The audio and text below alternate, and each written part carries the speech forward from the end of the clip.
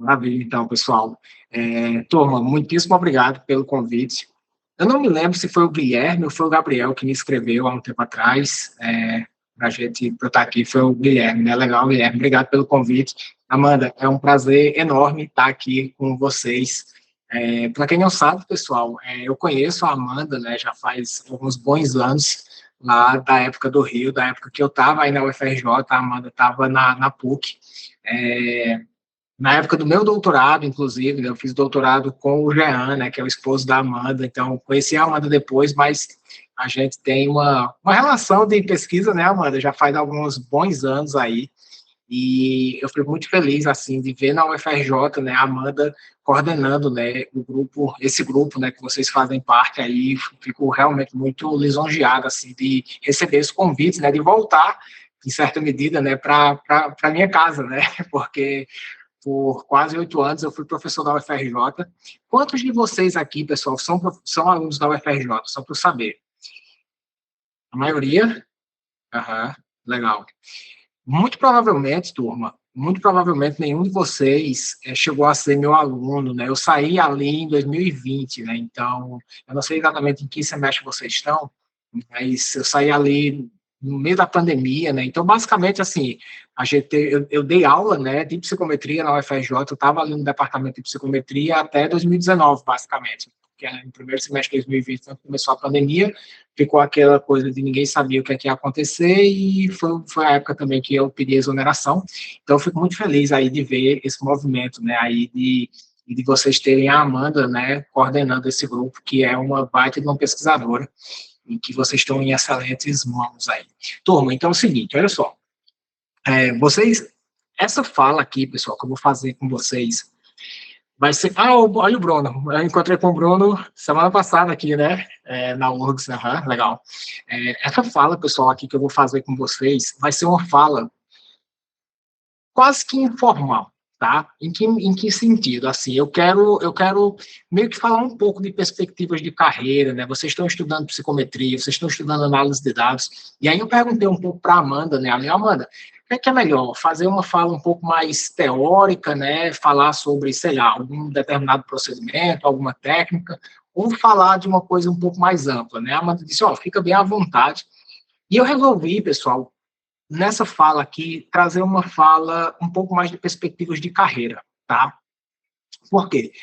Porque eu acho que vocês têm muitos espaços para aprender psicometria, aprender análise de dados. Vocês têm livros, vocês têm aulas, vocês têm vários outros locais onde vocês podem desenvolver esse conhecimento, sei lá, entrem em contato comigo, mandem perguntas, enfim.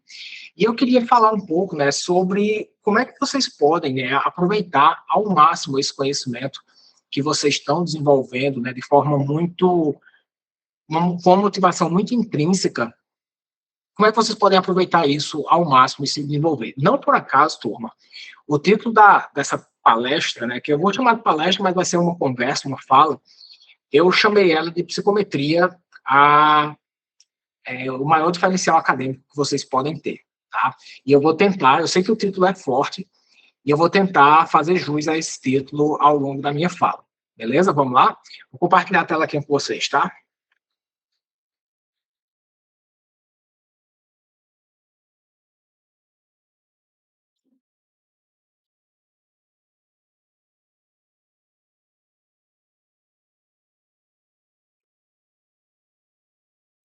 Deixa eu só ajustar uma coisinha aqui.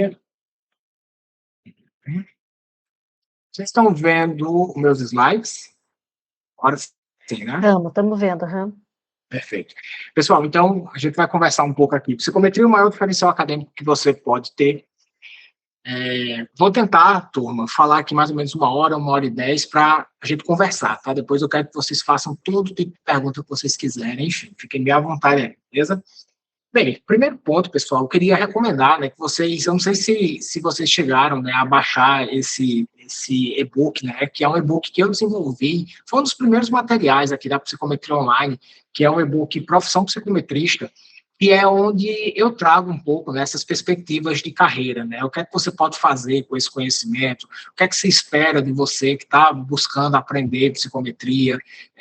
Quais são as oportunidades acadêmicas e não acadêmicas, né? Então, é um e-book que vale a pena. Para quem não tem esse e-book, baixe ele. Se vocês digitarem profissão psicometrista, vai aparecer. Se não, vocês entram lá no site Psicometria Online, tem um botãozinho lá, vocês baixam, tá? É gratuito, beleza? Uma breve linha do tempo, pessoal, porque o que é que acontece? Tudo isso, turma, que eu vou falar aqui para vocês, meio que vem da minha própria história, né? Então, eu acho que vale a pena, assim, mencionar rapidamente, só para vocês entenderem, né? Porque eu, basicamente, pessoal, e eu, em certa medida, Amanda, eu vou até te utilizar como exemplo aqui também, tá? Exemplo de benefícios, de Por favor. conquistas, de coisas que acontecem, né? Quando a gente resolve se desenvolver nessa área. Então, assim, eu sempre digo, turma, que a psicometria, ela me deu absolutamente tudo que eu tenho em minha vida profissional, tá?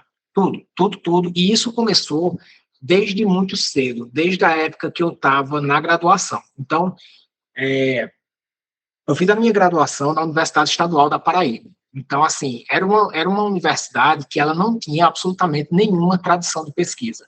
Não tinha mestrado, não tinha doutorado. Então, isso basicamente não tinha grandes perspectivas ali de você, na graduação, ter clareza de que você podia seguir um caminho enquanto pesquisador. E eu tive muita sorte, porque lá na época, né, eu tive professores que realmente eles me pegaram pela mão, eram professores que, aos trancos e barrancos, faziam pesquisa, porque gostavam, eram pesquisadores, e estavam, mesmo estando, né, dentro de uma universidade que não tinha tradição de pesquisa, eles gostavam daquilo, eles tinham alguns projetos de iniciação científica, e esses professores, eles meio que disseram, cara, vem aqui, vamos desenvolver, né, algumas pesquisas aqui. Foi onde eu comecei a estudar psicometria e análise de dados. A gente começou a trabalhar ali um pouco com validação de instrumentos. E aí, pessoal, óbvio, né, vocês que estão aqui, vocês que escolhem estar aqui numa quarta-feira, 8 da noite, estudando psicometria, vocês têm uma motivação intrínseca muito forte. E isso, turma, é absolutamente essencial para vocês se desenvolverem, para vocês se tornarem pesquisadores muito melhores do que os pares de vocês. E eu tinha essa motivação também, sabe? Eu gostava disso, eu escolhia estar me desenvolvendo da mesma forma que vocês estão fazendo hoje.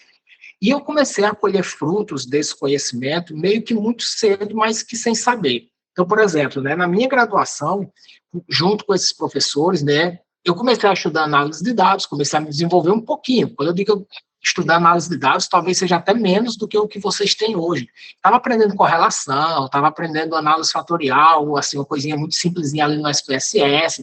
E aquilo ali, para a época, já era, em certa medida, um diferencial. E eu percebia, né, que quanto mais eu buscava estudar, mais os professores abriam portas para mim. Então, foi muito legal, assim, porque já na graduação ali, quando eu comecei a ter uma pequena autonomia, fazer uma coisinha ali para além do que era esperado naquela época, eu já recebi convites para a gente, por exemplo, escrever alguns capítulos de livro, escrever artigos. E aí, quando o professor, né, o nome dele é Joilson, hoje em dia ele é professor da Federal de Sergipe, quando ele percebeu, né, que, cara, tu gosta disso, ele já me abriu portas para me apresentar para a minha futura orientadora, que era a Silvia Coller, aqui em Porto Alegre. Então, o que é que eu já quero que vocês percebam, tá, pessoal? Vocês que estão agora, a maioria da graduação, tem gente de mestrado e doutorado aqui, só para eu saber. Se tem, digitem aqui no chat. Tem, não tem, só para eu saber. A maioria é de graduação, né? Beleza, aham. Show. Ah, verdade. O nome tá aí, Raquel também. Mas, enfim, pessoal, isso aqui também vai servir para vocês, tá? Vocês que estão agora começando a carreira acadêmica e que trabalham, né, estão se envolvendo agora com pesquisa quantitativa, vocês vão começar a perceber, pessoal, que quanto mais vocês estudam, quanto mais vocês se desenvolvem nisso, mais portas começam a se abrir. E isso começa pelos próprios orientadores de vocês, que se vocês estiverem sendo bem orientados, se vocês estiverem com bons orientadores, e se não tiverem, procurem estar, tá? Essas pessoas, pessoal, bons orientadores, quando eles veem um aluno dedicado, a coisa que eles mais vão querer é impulsionar esse aluno para dar voos maiores. Então, quando o Joilton disse assim, Bruno, vou te apresentar para a Silvia ia para um congresso lá em João Pessoa, eles se organizaram para a gente ir junto, apresentar, e me apresentaram para a Silvia, e fizeram todo o cartaz, o Bruno aqui, ele gosta de estudar, não sei o que e tal. Eu já comecei a perceber um certo benefício. Cara, que legal, bicho, que massa. Apresentei o meu TCC para a Silvia, levei o TCC impresso, todo fanboy assim, caramba, e mostrei para ela, e ela, que massa. Aí ela falou, isso era mais ou menos o quê? Isso era setembro, ali ela disse, a prova é em novembro, tá? Se você passar, eu lhe oriento e tal, gostei do que eu vi aqui, se você passar, eu lhe oriento com prazer. Estudei pra caramba, consegui passar. E aí, pessoal, na época, aí, cheguei no mestrado, né, meio que em 4 meses minha vida deu voltas, eu saí da Paraíba, vim aqui para Porto Alegre, e aí minha vida nunca mais foi a mesma, né, assim, porque hoje em dia, inclusive, eu moro aqui em Porto Alegre, é uma função. Depois eu vou explicar um pouquinho para vocês. Mas aqui no mestrado, eu continuei estudando psicometria e eu já tinha meio que uma noção de que aquele conhecimento já tinha me aberto portas desde a graduação. No mestrado, eu comecei a ganhar dinheiro com esse conhecimento. E vocês podem começar a ganhar dinheiro antes. Não precisa esperar o mestrado para isso, tá? Eu vou falar um pouco sobre isso mais para frente. Comecei a ganhar dinheiro com consultoria em análise de dados. Por quê? Porque a maioria, pessoal, a maioria das pessoas que trabalham com pesquisa quantitativa, elas não sabem análise de dados. Ou seja, vocês estão desenvolvendo um conhecimento que é muito único, que é muito específico, mas que a maioria das pessoas precisa. E eu não tinha muita clareza sobre isso na época, né? Ali em 2009, eu fazia muito favor, eu gostava de estar envolvido com a pesquisa de outras pessoas. E um certo dia, né, provavelmente vocês já escutaram essa história, eu vou falar um pouco rápido. Tinha uma pessoa, né, lá, aqui na URGS, que ele também prestava consultoria, prestava assessoria, e eu ficava pensando assim, que massa, né, fulaninho gosta tanto de pesquisa, tá dando aqui uma mão pra galera e tal, até que um dia eu vi esse cara ganhar um cheque, né, um cheque de R$9.000 na época, e eu fiquei muito impressionado com aquilo. E eu pensei, caramba, ele não é um fazedor de favor como eu sou, ele é um consultor em análise de dados. E aí foi a primeira vez que eu percebi que, além de psicometria ser um diferencial acadêmico, como eu já estava começando a colher os primeiros frutos ali, ele poderia ser também um diferencial financeiro. Então, assim, eu passei todo o meu 2009, até o final do doutorado, 2013, aqui em Porto Alegre, com uma bolsa, né, que na época era, agora que a bolsa de vocês subiu, está mais ou menos equivalente, né, mas de 2009 até agora, recentemente, não tinha subido a bolsa, era mais ou menos a mesma coisa, e era ruim, né? Então eu precisava me virar. E foi psicometria e análise quantitativa de dados que me deu essa possibilidade de eu ganhar dinheiro ao longo da minha trajetória acadêmica. Fui para a Itália, né, junto com a minha esposa, passei um tempo lá estudando num departamento específico de psicometria e estatística e avaliação psicológica. A gente começou a se desenvolver bastante lá. Uma outra coisa, pessoal, aqui, quando a gente chegou aqui, a primeira coisa que a professora perguntou foi assim, a gente tem os bancos de dados aqui para trabalhar, se vocês souberem análise de dados, eu passo esse banco de dados aqui para vocês, para a gente publicar alguns artigos internacionais. E aí ela perguntou se a gente sabia umas determinadas técnicas, eu na época não sabia, mas disse que sabia, comecei a estudar. Então, mais uma vez, abrindo portas, né? Me ferrei todo aqui, inclusive, pessoal, alguns dos artigos que eu tenho, né, sobre análise fatorial confirmatória multigrupo, foi baseado nessa época que eu estava na Itália. Especificamente, né, eu tenho um artigo sobre análise fatorial confirmatória multigrupo, que eu escrevi na base da raiva, né, porque eu passei 3 meses precisando aprender aquele negócio, não tinha literatura em português, não tinha nada, e aí toda vez que eu estava estudando, eu vi um termo, aí destrinchava aquele termo, aí eu ia para outro artigo, aí começava a estudar, só que era outro termo, aí caramba, velho, que porra é esse termo? E aí eu ia estudar e eu entendia depois que era sinônimo. Então, naquele artigo, eu não sei se vocês conhecem, é um artigo de análise fatorial confirmatória multigrupo, eu coloquei uma tabela lá e a tabela 1 daquele artigo, eles são 18 termos de 6 modelos diferentes, sendo que 3 termos, para cada modelo é sinônimo, e eu passei uns 2, 3 meses para destrinchar aqui. Então, assim, eu quero saber, velho, eu vou escrever esse negócio, e foi onde eu comecei a escrever também artigo em formato tutorial. Ao longo dessa minha fala, pessoal, eu não vou voltar nesse ponto de artigo em formato tutorial, mas eu já vou aproveitar aqui e vou dar esse toque para vocês, tá, turma? Eu dei uma olhada no material que vocês estavam estudando, né? Eu vi um pouco ali as lives que vocês já estavam fazendo. Eu vi apresentações muito massas, sabe, sobre teoria da medida, sobre modelos realistas, empiristas e tal. Cara, umas coisas muito massas. Turma, na medida em que vocês começarem a desenvolver conhecimento que poucas pessoas têm, publiquem isso. Publiquem, publiquem. Escreva artigos teóricos, escreva artigos em formato tutorial, porque os artigos que eu tenho hoje, os meus artigos mais citados, tipo assim, eu tenho 5 artigos mais ou menos em formato de tutorial ou teórico, explicando técnica. Esses artigos, pessoal, 5 deles respondem por quase 70% de todas as minhas citações.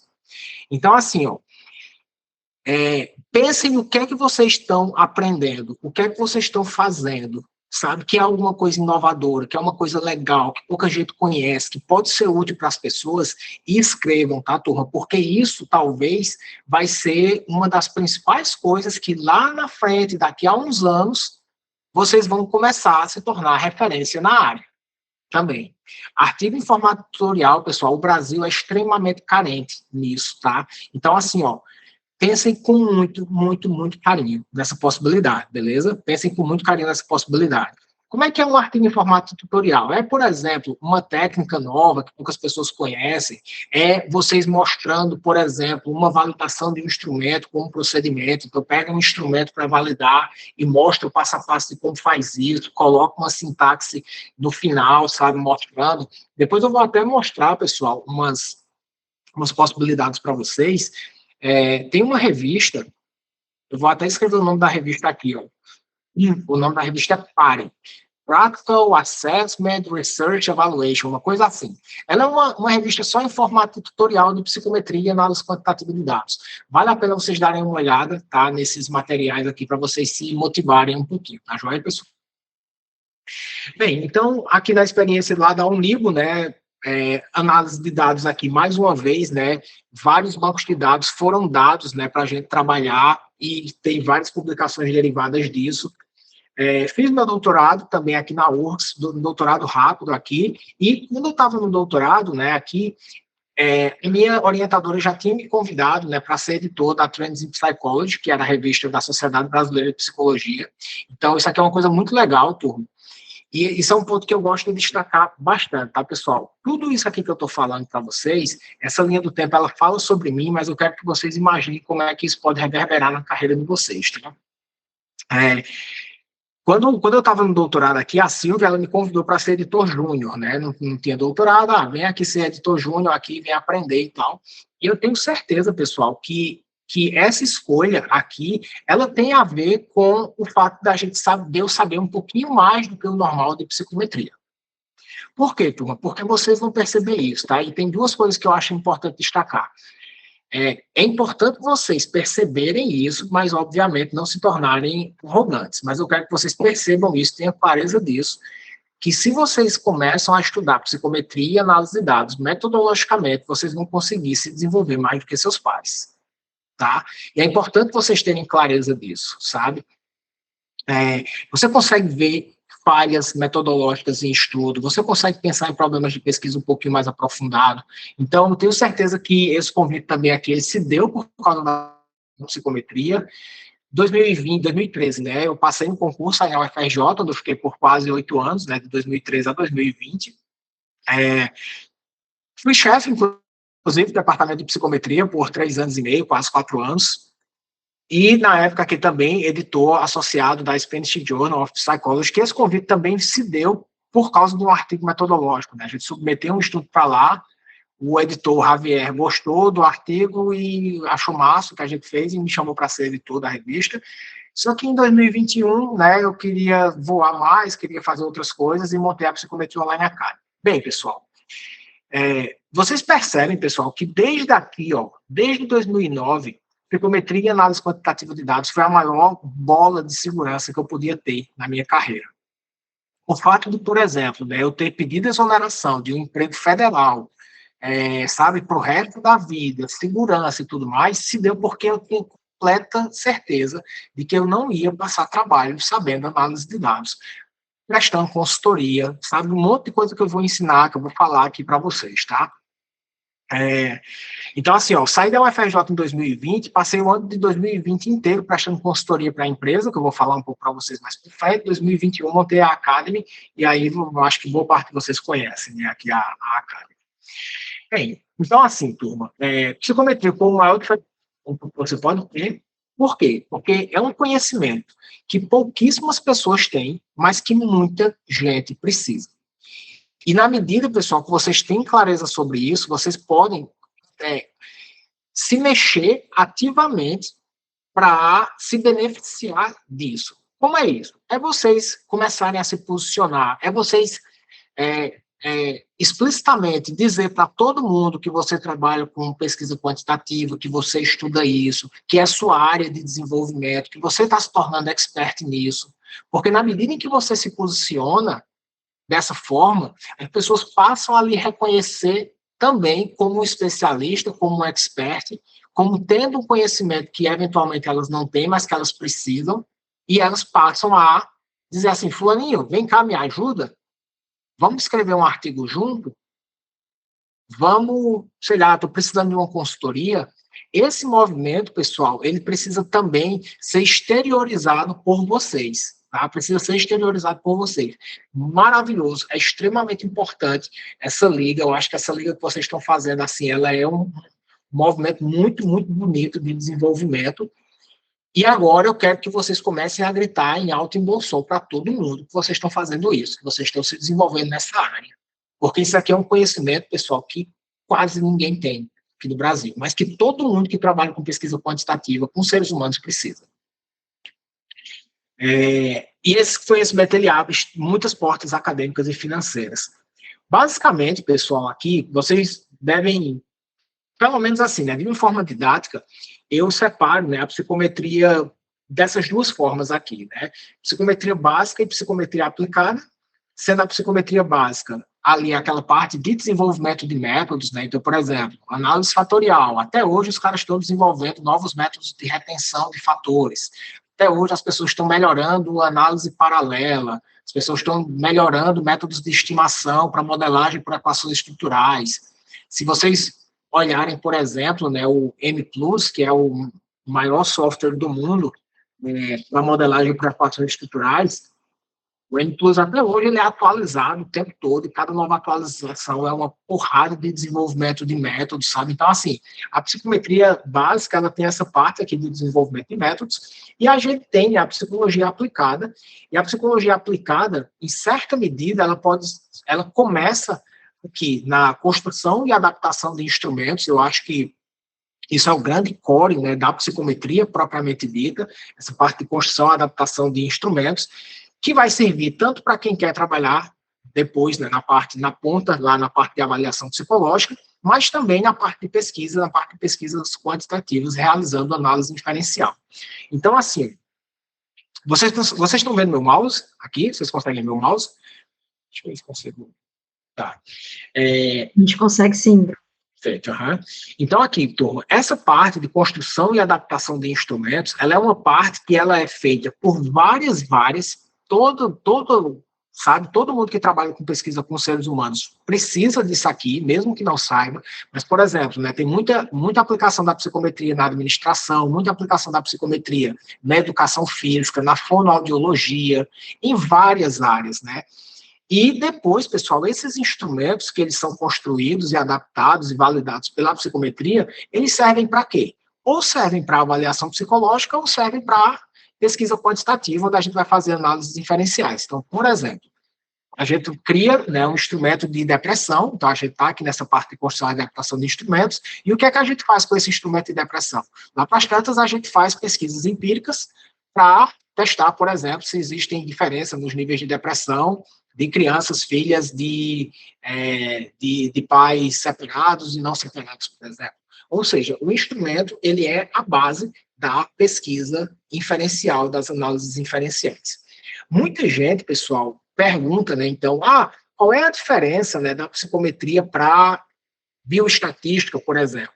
Eu acho que o grande core da diferença, né, o que mais justifica uma diferença em termos de área, é mais essa parte aqui de construção e adaptação de instrumentos. Porque quando a gente vem aqui para essa parte de pesquisa quantitativa, a gente vai fazer muita coisa que várias outras áreas fazem, né? Testes de diferenças de grupo, ANOVAs, correlações, regressões, testes, enfim, né? Então, toda essa parte aqui de pesquisa quantitativa, a gente faz muito isso, né, dentro da psicometria, mas não se diferencia tanto da bioestatística assim, tá? Bem, de todo modo, pessoal, esse quadradinho e esse quadradinho aqui, todo mundo que trabalha com pesquisa quantitativa com seres humanos, ou precisa dos dois, ou precisa do conhecimento que vocês estão desenvolvendo para aqui, tá? E aí, turma, na medida em que vocês desenvolvem esse conhecimento, eu acho que tem 4 grandes oportunidades que estão diante de vocês, tá? E que vocês precisam ter clareza sobre isso, começar a aproveitar explicitamente essas oportunidades, tá? Quando eu digo, pessoal, eu vou repetir isso aqui algumas vezes, porque isso não é intuitivo, tá, turma? Isso não é intuitivo. Aproveitar explicitamente é vocês saberem se posicionar, dizer explicitamente para todo mundo que você está se desenvolvendo nessa área, que você quer aprender mais. Porque o acadêmico, em geral, ele é muito embotado. Ele meio que tem vergonha um pouco de falar, ele sabe, fica meio que naquela assim, será que é feio? Será que... Quando a gente fala, né, eu vou falar um pouco sobre isso ali no ponto 4, né, quando a gente fala de ganhar dinheiro, aí é que o bicho pega mesmo, sabe? Todo mundo parece que tem medo, é uma coisa meio ruim, assim. Mas, assim, comecem a divulgar mais, sabe? O trabalho de vocês. Então, autonomia e independência, turma. Primeira coisa, né, assim, ó, quem aqui pretende seguir a carreira acadêmica tradicional? Só para eu entender. Quem é pesquisador, quem quer ser...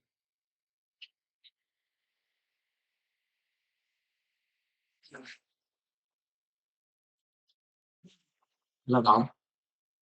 Nossa, uma galera.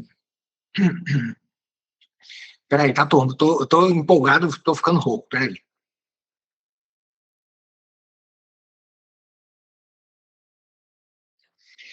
Um pessoal aqui, bem legal. Turma, assim, ó, autonomia e independência, tá, pessoal? Quando vocês estão trabalhando com pesquisa quantitativa, uma das primeiras coisas que vocês vão perceber é que a análise de dados é uma das partes mais centrais e mais necessárias dentro de qualquer pesquisa quant, tá? E aí, pessoal, quando eu digo, né, que a psicometria é o maior diferencial acadêmico que vocês podem ter, veja que isso aqui é um ponto importante, eu queria até fazer essa diferenciação aqui, tá? Em alguns momentos, né, eu já utilizei o termo que a psicometria era o conhecimento mais importante que vocês poderiam ter. E eu refletindo, né, ninguém nunca chegou para confrontar isso, talvez até por respeito, mas assim, eu parando para pensar um pouco, talvez não seja o mais importante. Porque quando a gente vai seguir a carreira acadêmica, muita coisa importa, sabe? Você precisa escrever bem, para que você tenha chance de publicação. Você precisa saber fazer uma boa revisão da literatura para que você possa ter uma fundamentação teórica forte. Você precisa entender de normas de revista, como é que você vai formatar o seu artigo para que esse artigo ele tenha chance de passar lá na revisão por pares, na revisão do editor. Então, a vida acadêmica vai exigir de vocês uma ampla variedade de conhecimentos, e todos esses conhecimentos são igualmente importantes. Você vai precisar lá bastante aprender a ler inglês, porque a maioria não, acho que toda e qualquer área, o conhecimento, o estado da arte do conhecimento não está publicado em português, né? Então, assim, de um modo ou de outro, saber ler inglês é importante, caramba. Seja você que realmente sabe, mas utilizando ferramentas de tradução, enfim, conta do conhecimento está em inglês, né? Isso não tem como fugir disso. Então, veja, tudo isso é importante. Agora, pessoal, todo mundo já sabe disso. Todo mundo já sabe disso. Quando uma pessoa está fazendo um mestrado, está fazendo um doutorado, elas já entendem que elas precisam se coçar para aprender revisão da literatura, elas já entendem que já precisa se coçar um pouco para melhorar a escrita, o orientador, a orientadora vai lá e diz assim, melhora esse texto, a pessoa vai lá, se esforça para reescrever. Por quê? Porque já se sabe que essas competências, elas são esperadas do acadêmico. Agora, pessoal, tem um conhecimento que, por incrível que pareça, a maioria das pessoas dizem que não querem aprender, que é muito específico, que elas podem delegar, que é justamente a análise de dados. Por mais central que a análise de dados seja dentro de uma pesquisa quantitativa, a maioria dos pesquisadores, explicitamente, eles dizem que eles não querem se desenvolver nisso. Ah, não, isso aqui é muito específico, é melhor contratar quem sabe. Nos meus anúncios, né, que eu falo, né, eu, divulgando a psicometria online, eu falo da importância, chove gente dizendo isso, né, em tom de piada. Ah, não, basta contratar quem sabe. Para que eu aprender isso se tem o estatístico? Então, turma, e são pessoas que trabalham com pesquisa quantitativa.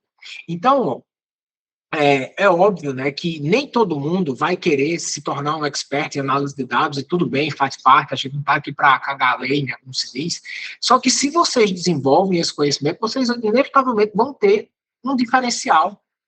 Esse é, talvez, o único diferencial que vocês realmente podem dizer assim, cara, eu tenho isso e quase ninguém tem.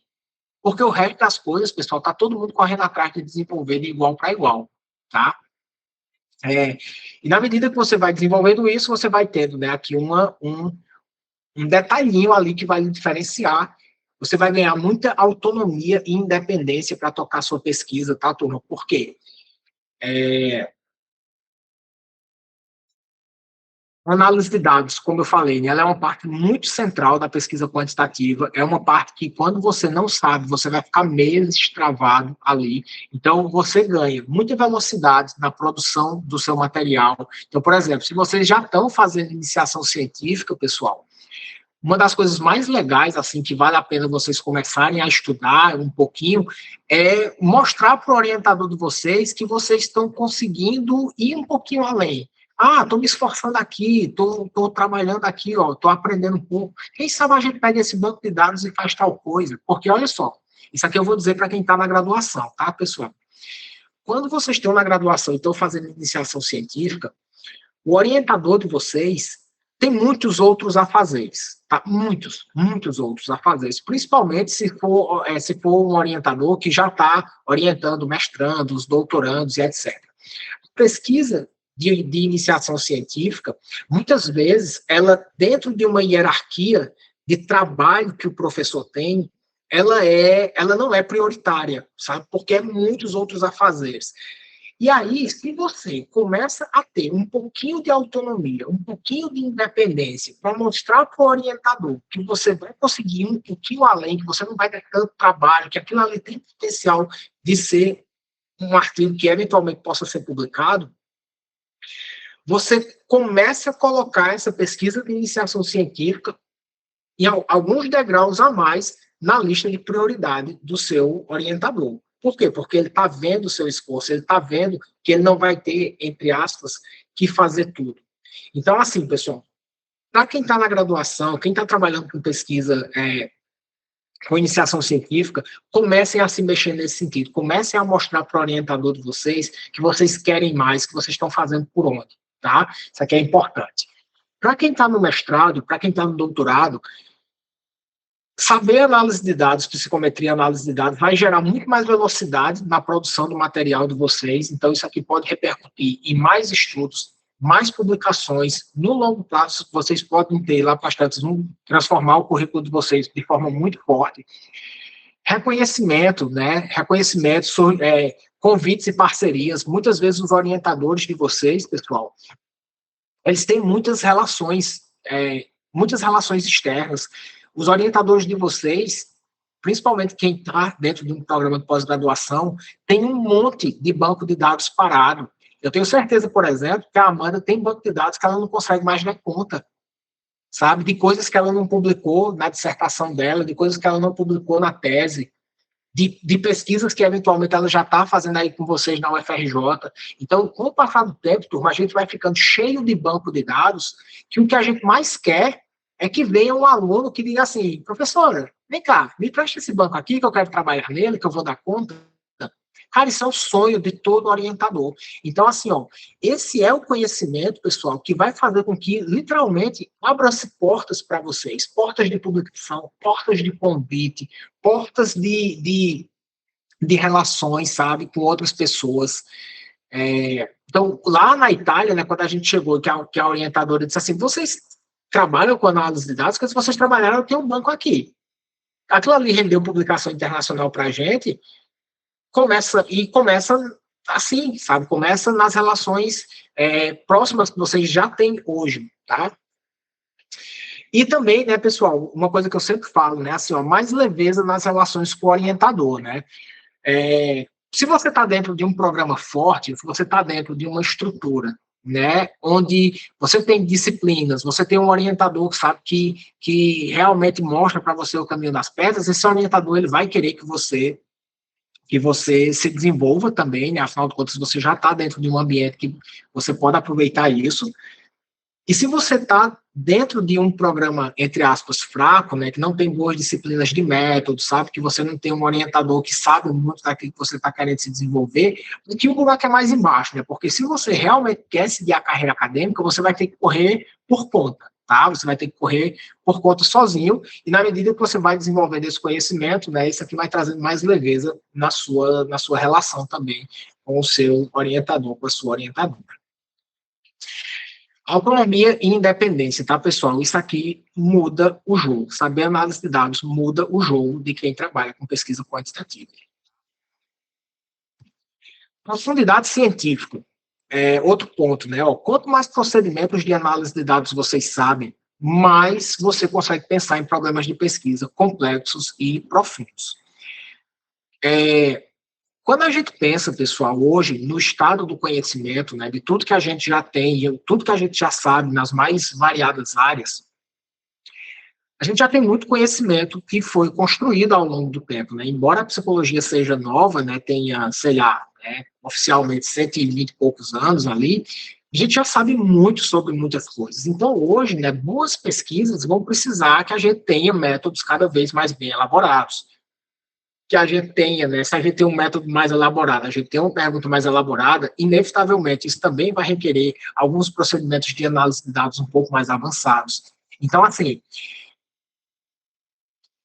quanto mais você sabe, mais você consegue aprofundar, mais você consegue publicar bem, mais você consegue publicar melhor. É óbvio que, né, isso aqui é uma trajetória, tá, pessoal? Isso aqui é uma trajetória, não é para ficar colocando pressão, nada desse tipo. Né? Na graduação você aprende um pouquinho, no mestrado você aprende mais um pouquinho, no doutorado mais um pouquinho, ao longo do tempo você vai se aprofundando, você vai se tornando um pesquisador que tem capacidade de publicar melhor, tá? E eu não tenho a menor... Assim, eu não tenho o menor pudor de dizer isso, pessoal. Quem sabe análise de dados publica melhor. É um pesquisador melhor do que quem não sabe. Se, obviamente, trabalhar com pesquisa quantitativa, né? Tem gente que diz assim, não, mas eu não preciso saber disso, porque eu já sou um bom pesquisador. Todo bom pesquisador que publica muito, pessoal, que publica muito e que não sabe análise de dados, ele tem quem sabe fazer esse trabalho por eles. Então, assim, as pessoas às vezes dizem assim, eu não preciso aprender análise de dados, basta eu contratar quem sabe. Então, sejam vocês quem sabe. Porque nunca vai faltar oportunidade acadêmica e financeira para vocês. Vou dar um exemplo aqui, turma. Vocês gostam de análise de dados? Eu vou só dar um exemplo rápido aqui. Por exemplo, imagina que a gente está fazendo, né, um estudo longitudinal acerca do uso de drogas. E aí você coletou dados, né, ao longo de três momentos, né? Tempo 1, tempo 2 e tempo 3. E aí você vai fazer o quê? Você, eventualmente, muitas vezes faz uma ANOVA de medidas repetidas, né, para ver se o uso de drogas aumentou ou diminuiu ao longo do tempo. E aí, pessoal, quando a gente faz, né, uma análise como essa, uma ANOVA de medidas repetidas, o que a ANOVA vai dizer para a gente? Vai dizer simplesmente se aumentou, se manteve estável ou se diminuiu. Essa é a única coisa que a ANOVA vai responder para a gente se a gente tem 3 tempos ali, né, em uma determinada pesquisa. Subiu, não subiu. Desceu, não desceu, subiu e desceu, subiu, uma coisinha assim. Só que com esse mesmo banco de dados, pessoal, 3 tempos, a gente consegue, né, em sabendo um pouco mais de análise de dados, delinear modelos que respondem muito mais perguntas de pesquisa, com o mesmo banco de dados, só mudando a análise. Então, por exemplo, existe uma técnica, né, que se chama Latent Growth, LGCM, Latent Growth Curve Modeling, modelagem de curva latente, que essa técnica ela é capaz de traçar o crescimento individual de cada um dos casos. Então, ela tem, além de gerar o indicador de grupo, que é a única coisa que a ANOVA faz, a gente tem a taxa de crescimento individual dos casos. A gente consegue ter clusters de indivíduos que têm crescimentos específicos. Então, por exemplo, por que esse determinado grupo aqui teve uma curva de crescimento muito maior do que outros grupos aqui? Então, a gente consegue, dentro da análise, setar a separação de clusters.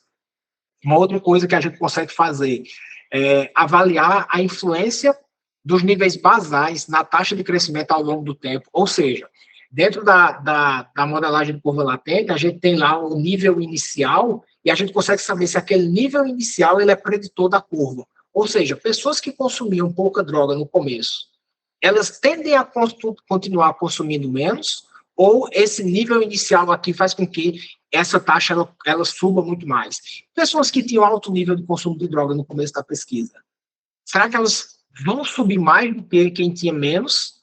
Ou será que essas pessoas que tinham aqui alto nível, elas vão tender a diminuir o uso do tempo?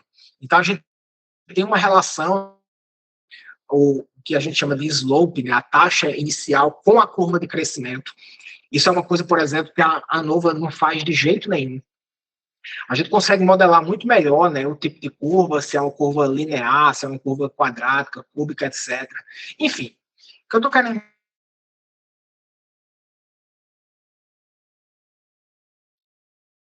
pesquisa muito mais profundas e muito mais avançadas. Tem outros exemplos aqui, mas eu vou passar aqui mais rápido, para a gente não ter tempo. E aí, turma, isso aqui eu acho que isso aqui é legal, vou falar aqui um pouco para vocês. Teve uma consultoria que eu prestei por muitos anos, que era uma turma que tinha uma intervenção em desenvolvimento de habilidades socioemocionais. Então, a gente tem um desafio lá muito grande, né? Porque a gente criou uma bateria de avaliação de habilidades socioemocionais para crianças e era uma intervenção que tem hoje, né, mais de 40 mil crianças que são avaliadas em várias escolas do Brasil inteiro, e a gente tinha um desafio, que a gente precisava acompanhar longitudinalmente essas crianças, só que na medida que essas crianças iam avançando, iam crescendo, a bateria precisava mudar, porque afinal de contas, né, o que a gente avalia de habilidades socioemocionais de uma criança de 9 anos é completamente diferente do que a gente avalia com uma criança de 14, de 15, de 16, adolescente de 18. Então, a gente começa avaliando aqui, né, no ensino fundamental 2, daqui a pouco a gente tem uma outra bateria, né, do ensino médio, a gente tem uma outra bateria lá para as tantas de adultos, né? Então, por exemplo, né, o aluno, ele saía aqui, né, do 9º ano do ensino fundamental, e quando ele chegava no ensino médio, no primeiro ano do ensino médio, ele continuava com outra bateria. E depois que esse aluno, né, ele terminava o 3º ano, que ele ia para a universidade, aí a gente já tinha uma bateria aqui que era compatível com adultos, e aí a pessoa que saía do 3º ano, né, entrava na vida universitária, ela passava a responder outra bateria. E ao longo do tempo, a gente passou a ter interseções aqui. Então, assim, como é que a gente mensura, como é que a gente acompanha longitudinalmente se essas pessoas aqui, elas estão mudando a bateria, mudando o questionário ao longo do tempo? Um tremendo desafio. Então, assim, o que a gente faz, né, a gente tem interseções de itens que são equivalentes entre as medidas. E aí, essas interseções de itens aqui, por meio de teoria de resposta a um item, a gente consegue traçar as dificuldades e emparelhar o questionário inteiro.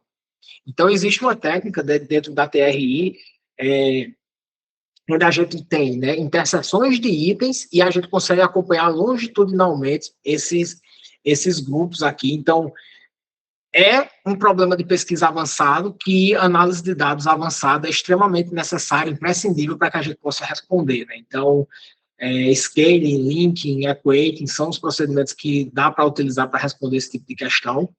Então, uma consultoria importantíssima, né, assim, que a gente teve aqui ao longo dos anos. E, turma, quando vocês sabem, né, análise de dados, vai chover oportunidade para vocês. Eu não sei, pessoal, o quanto hoje vocês estão dentro de um ambiente onde vocês já percebem isso, tá? E isso era um outro ponto que eu queria falar aqui ao longo ao longo dessa minha fala aqui. Eu não sei como é hoje, mas eu me lembro que quando eu cheguei na UFRJ, no primeiro grupo, né, de pesquisa, né, eu montei um laboratório de psicometria e psicologia positiva, que era o LP3, e os meus primeiros alunos do LP3, eles estudavam metodologia, eles estudavam método escondido, filosofia da ciência escondido. Não sei se vocês ainda têm relações, Gabriel, Beatrix, um pessoal aí que hoje em dia já terminaram o doutorado e tal. E eu peguei eles, eu disse assim, meu Deus do céu, velho, isso não existe. Cara, vocês vão ser aqui meu primeiro grupo de pesquisa, e aí a gente começou o LP3 com pessoas que tinham medo de estudar, de estudar ciência, sabe, de verdade. Então, assim,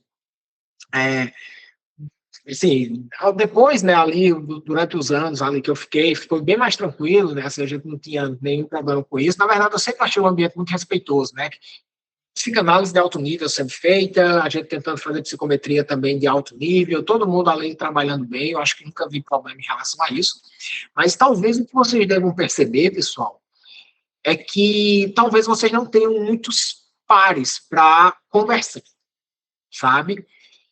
Talvez vocês não tenham muitos pares para conversar. Talvez o ambiente ele não seja tanto, como é que eu posso dizer, aversivo, mas talvez seja solitário.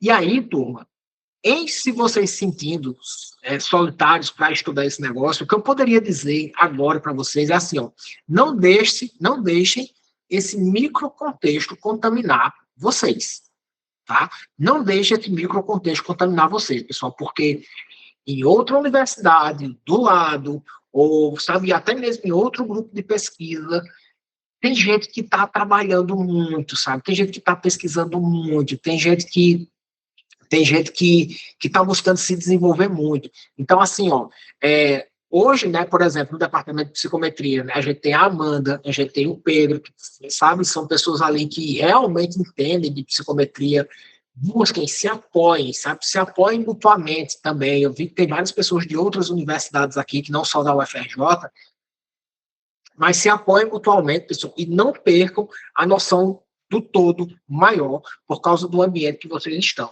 tá? Em certa medida, a depender da disponibilidade, se vocês tiverem condições, busquem lá bastante, se no ambiente de vocês, e aí é óbvio, né? Por isso que eu falei que essa fala ela é totalmente relacionada com a minha história de vida. Se vocês tiverem condições de oportunidades, pessoal, vão buscar, sabe, outros centros, sabe, se isso for realmente o que vocês desejam, sabe, se vocês desejam se desenvolver. O ambiente ele é importante, tá? E aí, pessoal, voltando aqui para o slide, quando você sabe, né, análise de dados aqui, se você estiver dentro de uma universidade que tem pesquisa acontecendo, você vai ser um profissional extremamente necessário, extremamente procurado, né? Então, eu coloquei aqui, procura-se alguém que saiba análise de dados, pelo amor de Deus, né? Então, assim, sabe análise de dados, todo grupo de pesquisa precisa. Então, você começa a ter uma luzinha aqui a mais, essas pessoas, elas não vão achar vocês se vocês tiverem medo de divulgar o trabalho de vocês, tá? Quando eu tava aqui no mestrado, no doutorado, pessoal, todos os campos da URGS aqui, todos os campos, tinha cartazes espalhados da minha consultoria. Aqueles cartazes que a gente corta e o pessoal puxa, sabe, leva para casa e tem o telefone lá nos pedacinhos de papel que eles arrancam. Vocês não podem ter vergonha, pessoal, de divulgar o trabalho de vocês, tá? Quando eu falo sobre isso, né, as pessoas dizem assim, mas como é que é difícil divulgar? Cara, é difícil por quê, sabe? Coloquem cartazes, sabe? Da mesma forma que tem ali os murais, ali os corredores, divulguem, tá? Porque vocês serem percebidos como psicometristas é uma via de mão dupla. É de você para o mundo e do mundo para você. Tá? Porque não existe nenhum título que vai dizer assim, agora você é psicometrista. Eu vou falar sobre isso daqui a pouco. Não é um mestrado, não é um doutorado, não é, sabe? Então, assim, divulguem que vocês vão ser requisitados. Olha essa mensagem aqui, ó. Isso é uma mensagem de um aluno, né? Eu sempre pergunto aos alunos, né, o porquê eles entraram para a Academy e tal, e aí um deles disse assim, ó, no doutorado tenho me dedicado ao estudo da análise de dados, visando conquistar autonomia estatística para os meus próprios artigos, ou seja, né, ele quer se tornar um pesquisador melhor, quer ganhar autonomia, publicar mais e melhor, e do meu grupo de pesquisa atual. Até pouco tempo, o grupo sempre precisou de parcerias externas para análise de todas as pesquisas que eram conduzidas, e eu gostaria de mudar isso. Então, pessoal, veja que o que é que ele está me dizendo aqui, né? Que ele quer se tornar um pesquisador melhor, ele está aprendendo análise de dados, quer ganhar autonomia na pesquisa dele, mas ele quer começar a ajudar o grupo dele, que o grupo dele paga alguém de fora. Então, os grupos, pessoal, de duas uma, ou eles contam com quem sabe análise de dados dentro da casa, ou eles contratam alguém. Tá? Grupo de pesquisa que trabalha com pesquisa quantitativa, pessoal, essa é a realidade, tá? E aí é óbvio, né, que na medida em que você consegue ter esse nível de conhecimento para ajudar outras pessoas, você vai se tornar imprescindível. Não é imprescindível no sentido de que, se você sair, o grupo vai parar, mas você vai se tornar um pesquisador extremamente requisitado. E aí você vai conseguir fazer parcerias, você vai conseguir ter muito mais publicações. Você, lá para as tantas, né, se você quiser seguir a carreira acadêmica, você pode fazer trocas, né, por publicações mesmo, assim, caramba, eu ajudo aqui na parte de dados, a gente escreve esse artigo junto. Precisa ter um pouco de cuidado, né, para que você não termine o seu mestrado, seu doutorado com um currículo muito bagunçado, né, cheio de publicações que não têm relações com suas áreas. Mas você vai ter aqui muito potencial de terminar o seu doutorado, o seu mestrado com um currículo muito melhor. Vou dar um exemplo, eu falei que eu ia utilizar a Amanda de exemplo aqui. Amanda, naquela época, tu estava fazendo teu doutorado ou era teu pós-doutorado lá com a Terezinha? Era doutorado. Doutorado, pronto. Que tu foi até o... Eu fui banca, né? Banca, eu fui banca da Amanda, pessoal. E eu fiquei, assim, absolutamente surpreso com a qualidade do trabalho da Amanda. E não só surpreso com a qualidade, mas surpreso com a quantidade de artigos que a Amanda conseguiu produzir na tese dela. E eu tenho certeza, Amanda, que tu tinha outros projetos paralelos acontecendo ali, né? Sim, Então, a PUC era pauleira ali, né? Estou me identificando com tudo que tu está falando, Bruno, essa questão de muita gente pedir, quando a gente conhece dados, as pessoas começam a solicitar, né? E daí a gente vai... Então, tinha exatamente. Que trabalhava junto, assim. Então, pessoal, assim, né, e tudo isso, né, assim, que aconteceu comigo, né, assim, de eu terminar o meu doutorado com muito artigo publicado, artigos em parceria, terminei meu doutorado em 2 anos, né, porque eu não perdi tempo na parte de análise de dados e tal. Eu vi muito, por exemplo, na trajetória da Amanda também. A Amanda fazendo um doutorado ali, pegado, sabe, sem perder tempo, publicando, sabe, estudos extremamente bonitos, sabe, de altíssimo nível. E olha onde a Amanda está hoje. É sorte concursada, sabe? Não é, pessoal. Por quê? Porque uma pessoa que pesquisa, sabe, trabalha com análise quantitativa, sabe análise de dados, se torna um pesquisador melhor. Ah, não, mas eu sou bom sem saber análise de dados. Tudo bem, você pode ser bom, mas se você soubesse, você ia ser melhor. Porque não tem como você ser pior se você se desenvolve numa coisa que é extremamente central dentro da pesquisa quantitativa. Então é isso, turma, tá? Então, fiquem atentos a isso aqui, tá? Isso aqui tem o potencial de multiplicar o currículo de vocês por 2, 3, tá? Vocês terminam o mestrado, terminam o doutorado com um currículo muito mais forte. E uma parte dessas parcerias, que eventualmente você não queira fazer por artigos, por parcerias acadêmicas tradicionais, você pode montar a sua consultoria. Se vocês quiserem trabalhar com análise quantitativa e pensar nisso, né, como uma fonte de renda, isso aqui é extremamente factível também, tá? Então, isso aqui, pessoal, é uma coisa, né, assim, que eu descobri, né, como eu falei para vocês, lá em 2009, e desde lá eu venho tentando gritar em alto e bom som para todo mundo. Análise de dados dá dinheiro. Análise de dados dá dinheiro. Ponto rápido aqui para diferenciar, tá, pessoal? Quando eu falo um pouco sobre isso, as pessoas ficam assim, Bruno, como é isso? Eu posso prestar consultoria em análise de dados? Isso é um exercício legal da profissão ou não? Vou fazer uma rápida diferenciação aqui, tá, turma? Psicometria, né, como vocês sabem, é a junção da psicologia com estatística e matemática, né? A psicometria, ela é comumente atrelada à psicologia. Então, por exemplo, né, a única graduação que tem disciplinas de psicologia, de psicometria, é a psicologia, mas nem toda psicologia tem disciplina de psicometria. Eu não sei se mudou isso agora, mas até pouco tempo atrás não era obrigatório que tivesse, de fato. Só que a psicometria, turma, ela não é uma área regulamentada pelo Conselho Federal de Psicologia, tá? Ela não é uma área regulamentada.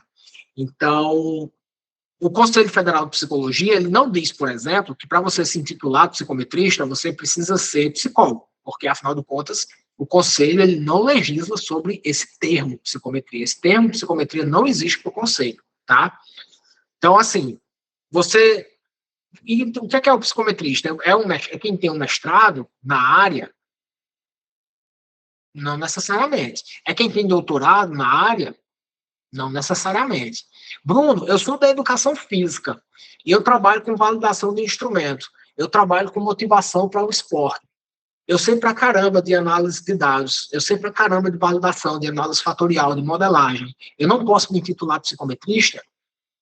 Não tem nada, pessoal, que barre outro profissional de outra área que trabalha, né, com validação de instrumentos, que conhece teoria da variável latente, por exemplo, e essa pessoa se intitular psicometrista, tá? Então, assim, não requer uma formação específica, profissionais de outras áreas podem se intitular psicometristas, obviamente que a gente espera que a pessoa tenha bom senso. O problema do bom senso, qual é?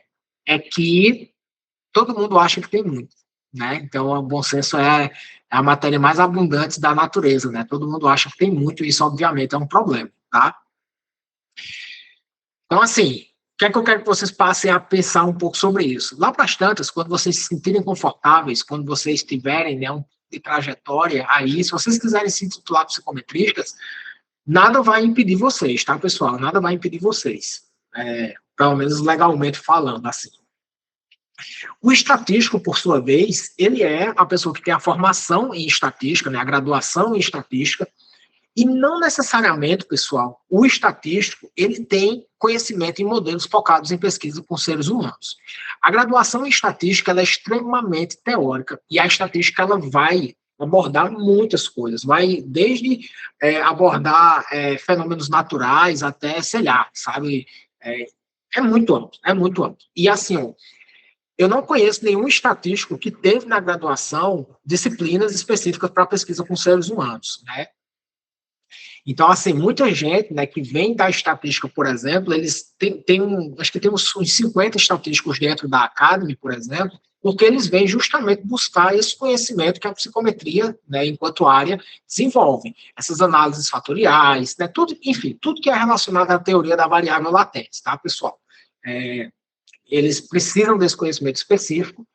Então, assim, se vocês quiserem se tornar consultores em análise de dados, só não digam que vocês são estatísticos, que vocês estão prestando consultoria estatística, tá? Porque isso pode ser um exercício ilegal da profissão, tá? Então, assim, eu não sei se vocês já perceberam, mas eu só falo psicometria e análise quantitativa de dados. Eu não uso o termo estatístico em nenhuma comunicação minha. Isso não é por acaso, tá, turma? Isso não é por acaso. Então, assim, eu estou dando esse toque para vocês, para quem quiser seguir um pouco essa linha também. Joia? E olha só que curioso, provavelmente vocês não sabem disso, mas olha só essa belezura. Eu cliquei aqui no CONF, o CONF é o Conselho Nacional de Estatística, Conselho Federal, desculpa, Conselho Federal de Estatística, e aí olha o que é que o CONF fala aqui, ó. As grandes áreas da estatística aplicada são biometria, bioestatística, bibliometria, e olha quem está aqui, ó, psicometria. E aí, o que é que vocês acham disso? Para o Conselho Nacional de Estatística, a psicometria é uma área deles. Embora, né, a psicometria ela tenha toda uma tradição, surgiu da psicologia, o Conselho Federal de Psicologia não faz nada, aí alguém está tentando puxar para eles. Olha o risco disso, olha o perigo disso, né? É óbvio, né? Não tem nenhuma legislação que fale que a gente não pode se intitular psicometrista, que a gente precisa ser estatístico. Não. Isso aqui é... Inclusive, assim, eu já li várias vezes o Código Profissional do Estatístico, e a única coisa que, de fato, é específica para eles é você lecionar disciplinas de estatística na graduação.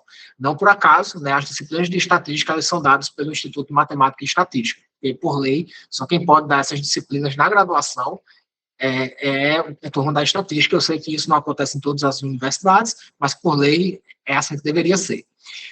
Mas olha só, turma, o que é que eu estou chamando a atenção aqui, tá? Que essa questão, né, da psicometria, ela é aí meio que, sabe, um terreno meio nebuloso, tá? Voltando aqui para os slides. Consultoria, né, em análise de dados, pessoal. Se vocês quiserem, né, começar a prestar consultoria em análise de dados, deixa eu ver quanto tempo eu tenho, são 9h05. Se vocês quiserem começar a prestar consultoria para análise de dados, eu queria que vocês soubessem, turma, e tivessem muita clareza disso, tá? Que a demanda é muito grande. A demanda é muito grande. Se essa demanda não está aparecendo para você explicitamente, talvez seja porque você ainda não começou a dizer para Deus e o mundo que você trabalha com isso, que você está se desenvolvendo nisso, que você quer dominar isso. Então, assim, óbvio, né? Hoje eu tenho um perfil lá no Instagram, que é um perfil que já tem bastante gente, a gente faz anúncio, né? A gente tem um blog e tal. Mas essa demanda, pessoal, aqui, eu senti a segurança nela desde o meu mestrado. Desde o meu mestrado. Boa tarde, você indica alguém para prestar o serviço de estatística? Geralmente, quem vem de fora não vai perguntar para você: oi, você entende de variável latente e sabe psicometria? Não, as pessoas elas vão chamar isso de estatística, né? De fora, né? Então, óbvio, você não pode responder como estatístico, mas em geral a demanda chega assim. Mas assim, estou fazendo doutorado, estou com algumas dúvidas no modelo e rodei no Emos. Você dá aula particular? Você presta uma consultoria para modelagem de medida? Queria saber se vocês fazem algum tipo de assessoria para análise de dados. E assim sucessivamente, pessoal. E assim sucessivamente. Todo mundo que... Parem agora para pensar estrategicamente. Vocês estão vendo um grupo de pesquisa que trabalha com pesquisa quantitativa. Se não tem alguém que está estudando psicometria como vocês, essa pessoa está precisando de vocês. Esse grupo está precisando de vocês. Comecem a chegar nesses grupos, tá? Bruno, quando é que eu devo começar, Bruno? Eu não tenho muito conhecimento, sabe? Eu tenho um pouco de receio de começar. Quando eu começo? Isso é uma das grandes perguntas que eu recebo. E a minha resposta, pessoal, para isso é: comece o quanto antes. Comece o quanto antes. Por quê? Isso aqui é ouro, tá, turma? Isso aqui é ouro que eu vou passar para vocês. Se vocês entenderem isso aqui, vocês vão estar feitos na vida. A maioria da demanda que vai chegar para vocês é demanda muito simples, é demanda muito básica. Por quê? Porque, pensa numa pirâmide, tá? A maioria dos pesquisadores, a maioria das pessoas, elas fazem pesquisas o quê? Mais complexas ou menos complexas? A maioria. O que vocês acham? Menos complexa, né? A maioria das pessoas fazem pesquisa menos complexa. Então, obviamente, a maioria da demanda para vocês vão ser de demandas menos complexas, vão ser de demandas simples. Então, assim, pessoal, quanto menor é a complexidade dos estudos, maior é a demanda nas consultorias, tá? E na medida que a complexidade vai aumentando, a demanda vai caindo. Então, aqui, por exemplo, né, onde existe uma complexidade gigantesca, raramente vai chegar a demanda para vocês aqui. Bom, e se chegar? Eu tenho medo de se chegar. O que é que eu faço? Pega. Simples. Se você puder, se você tiver tempo, estuda.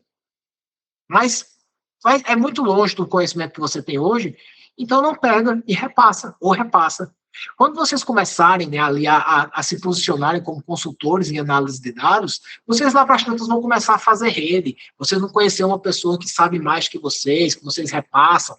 Daqui a pouco essa pessoa, né, já está num nível maior, já está com mais demanda, chega uma coisa mais simples que ele não quer pegar, ele manda para vocês, aí o network começa a funcionar. Qual é o seu compromisso ético aqui, pessoal? Basicamente, o seu compromisso ético é: você não pode fazer o que você não sabe. Só isso. Se você tiver isso em mente, pessoal, vocês podem começar a prestar consultoria em análise de dados na medida que você tiver um portfólio mínimo, sabe? Sabe um pouquinho de correlação, sabe teste T, sabe que quadrado, cara, você já consegue ajudar algumas pessoas assim, porque a maioria das pesquisas, pessoal, elas vão chegar com coisas muito simples assim.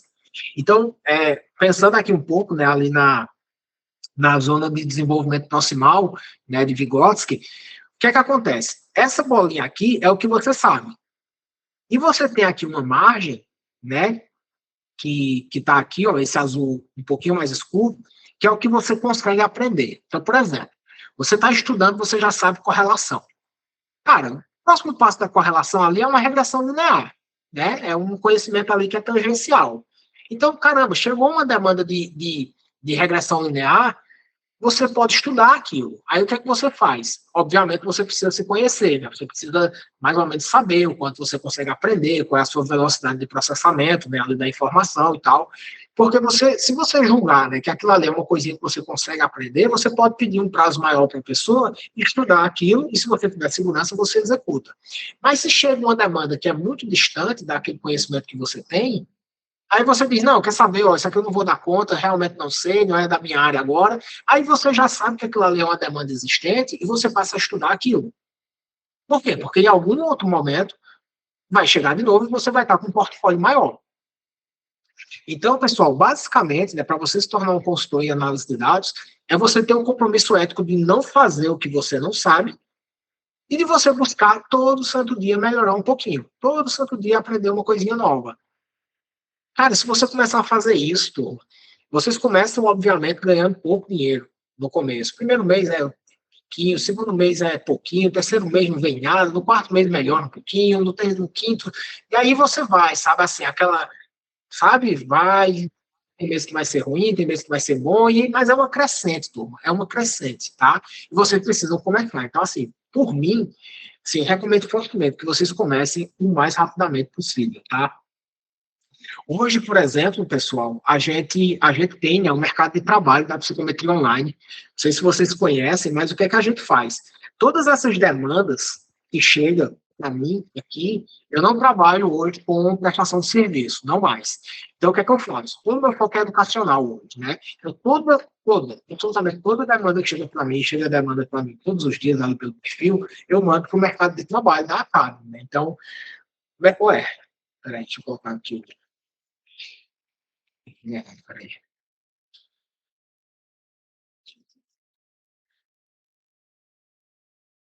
O mercado de trabalho, pessoal, é uma forma de eu incentivar isso aqui que eu estou dizendo para vocês. Né? Não sei se tem gente que é aluno da Academy aqui. Se tiverem, pessoal, e vocês e quiserem mandar o perfil, isso aqui é gratuito, tá, turma? Isso aqui é simplesmente um mercado de trabalho para divulgar as consultorias de vocês, tá? Dias aqui tem mais ou menos uns 25 a 30 entradas espontâneas nesse link, e a gente ainda não divulga ele, é simplesmente entrada espontânea, tá? Então, assim, ó, dezenas e mais dezenas de consultores. Tem um guri aqui, que eu gosto muito de citar o caso dele, que é o Tiago Yamada. Tá vendo aqui, ó, o Tiago Yamada? O Tiago aqui, ó, onde meu mouse está passando, o Tiago, ele começou a se desenvolver na graduação. Eu nem sei se ele já terminou a graduação. Ele é estudante de medicina. Ele dominou o curso de medicina dele. Ele dominou o curso de medicina dele na graduação. Todo mundo lá, inclusive pessoas que fazem residência, alunos de mestrado, doutorado, todo mundo pega a consultoria com o Tiago. O Tiago está na graduação.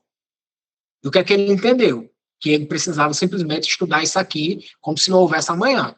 Sabe pra caramba, tá? Então, assim, ó, não precisa ter um doutorado, tá? Para vocês começarem a prestar consultoria em análise de dados. Inclusive porque, pessoal, nessa lógica aqui, o alto nível de conhecimento que vocês têm, ele vai servir muito mais para a pesquisa de vocês do que para o trabalho de vocês enquanto consultores, tá?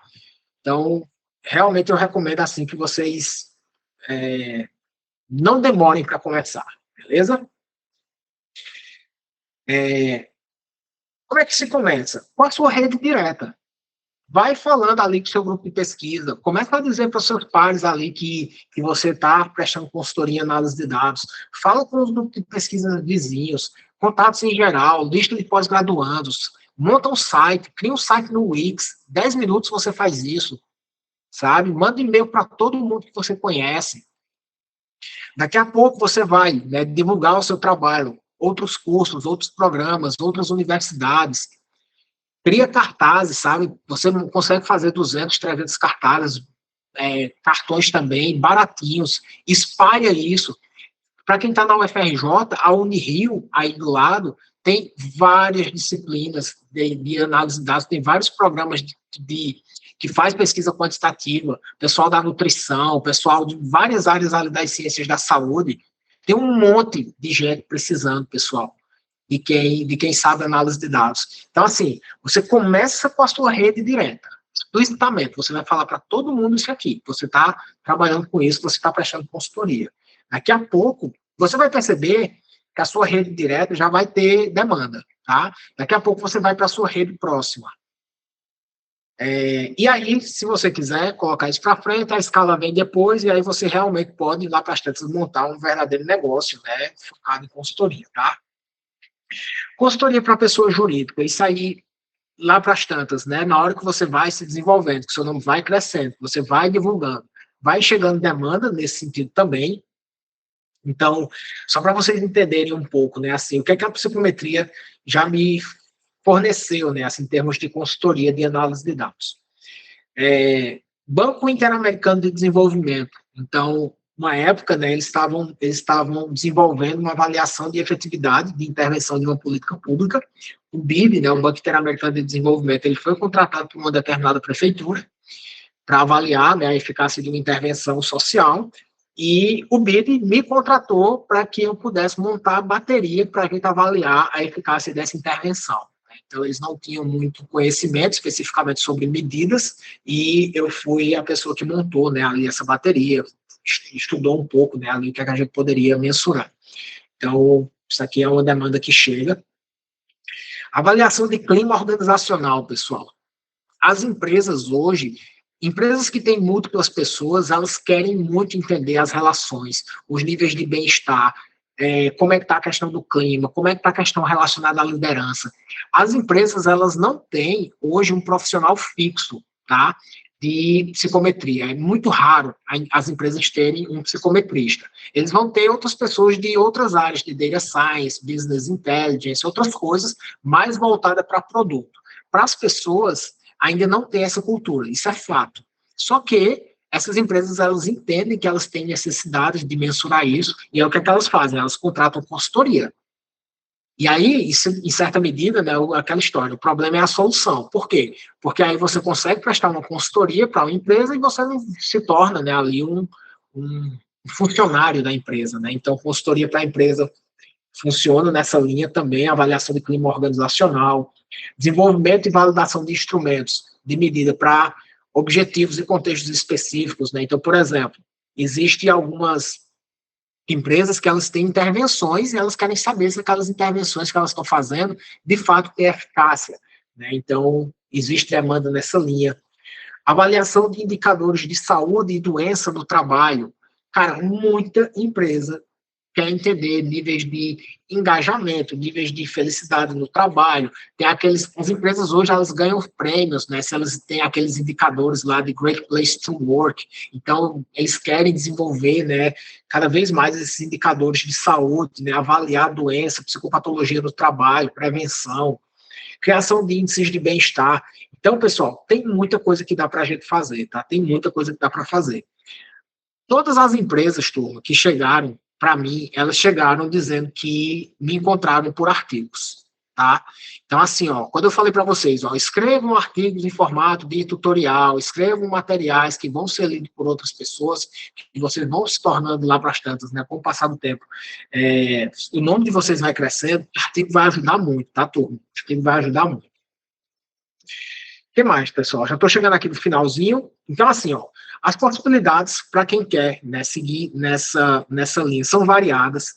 Você, obviamente, quem quer seguir a carreira acadêmica, eu acho que já deixei muito claro do quanto vocês vão se tornar pesquisadores com um currículo muito mais forte, se vocês focarem e aproveitarem, né, todos os benefícios que a psicometria, análise quantitativa de dados pode trazer na vida de vocês. E se vocês quiserem empreender com essa área também, porque eu disse, né, assim, é o maior diferencial acadêmico e financeiro. Então, acadêmico para quem quer seguir a carreira acadêmica tradicional, financeiro para quem quer empreender, seja na educação, né, lá para as tantas montar cursos de análise de dados também, seja prestando consultorias, né, para pessoas físicas e também para pessoas jurídicas. E outra coisa que aqui é outro, eu queria ter 3 vidas para colocar isso aqui para frente, cara, o Brasil não tem desenvolvimento de solução com base em psicometria, não tem. Colômbia tem, Chile tem, países menores, mais pobres que o Brasil, tem muito mais solução em psicometria do que o Brasil, pessoal. E não é por falta de demanda, é simplesmente por falta de cultura. E eu acho que movimentos como esse que vocês estão fazendo, espaços como esse de debate, está aqui justamente para a gente potencializar essa cultura, porque eu posso garantir uma coisa para todos vocês: demanda tem, tá? Demanda tem. E era isso, pô. Era isso que eu tinha para falar, agora eu queria conversar. Fiquei empolgado, desculpa. Falei feito uma. Vamos que vamos. Jean tá aí, eu acabei de ver as palminhas dele. Que legal, que legal. E aí? Parabéns, Bruno, adorei a tua apresentação. Me identifiquei muito.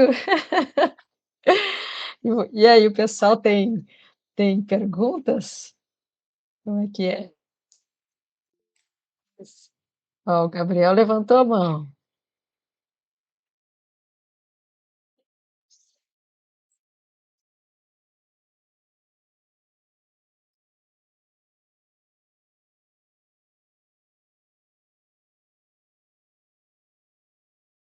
Uhum.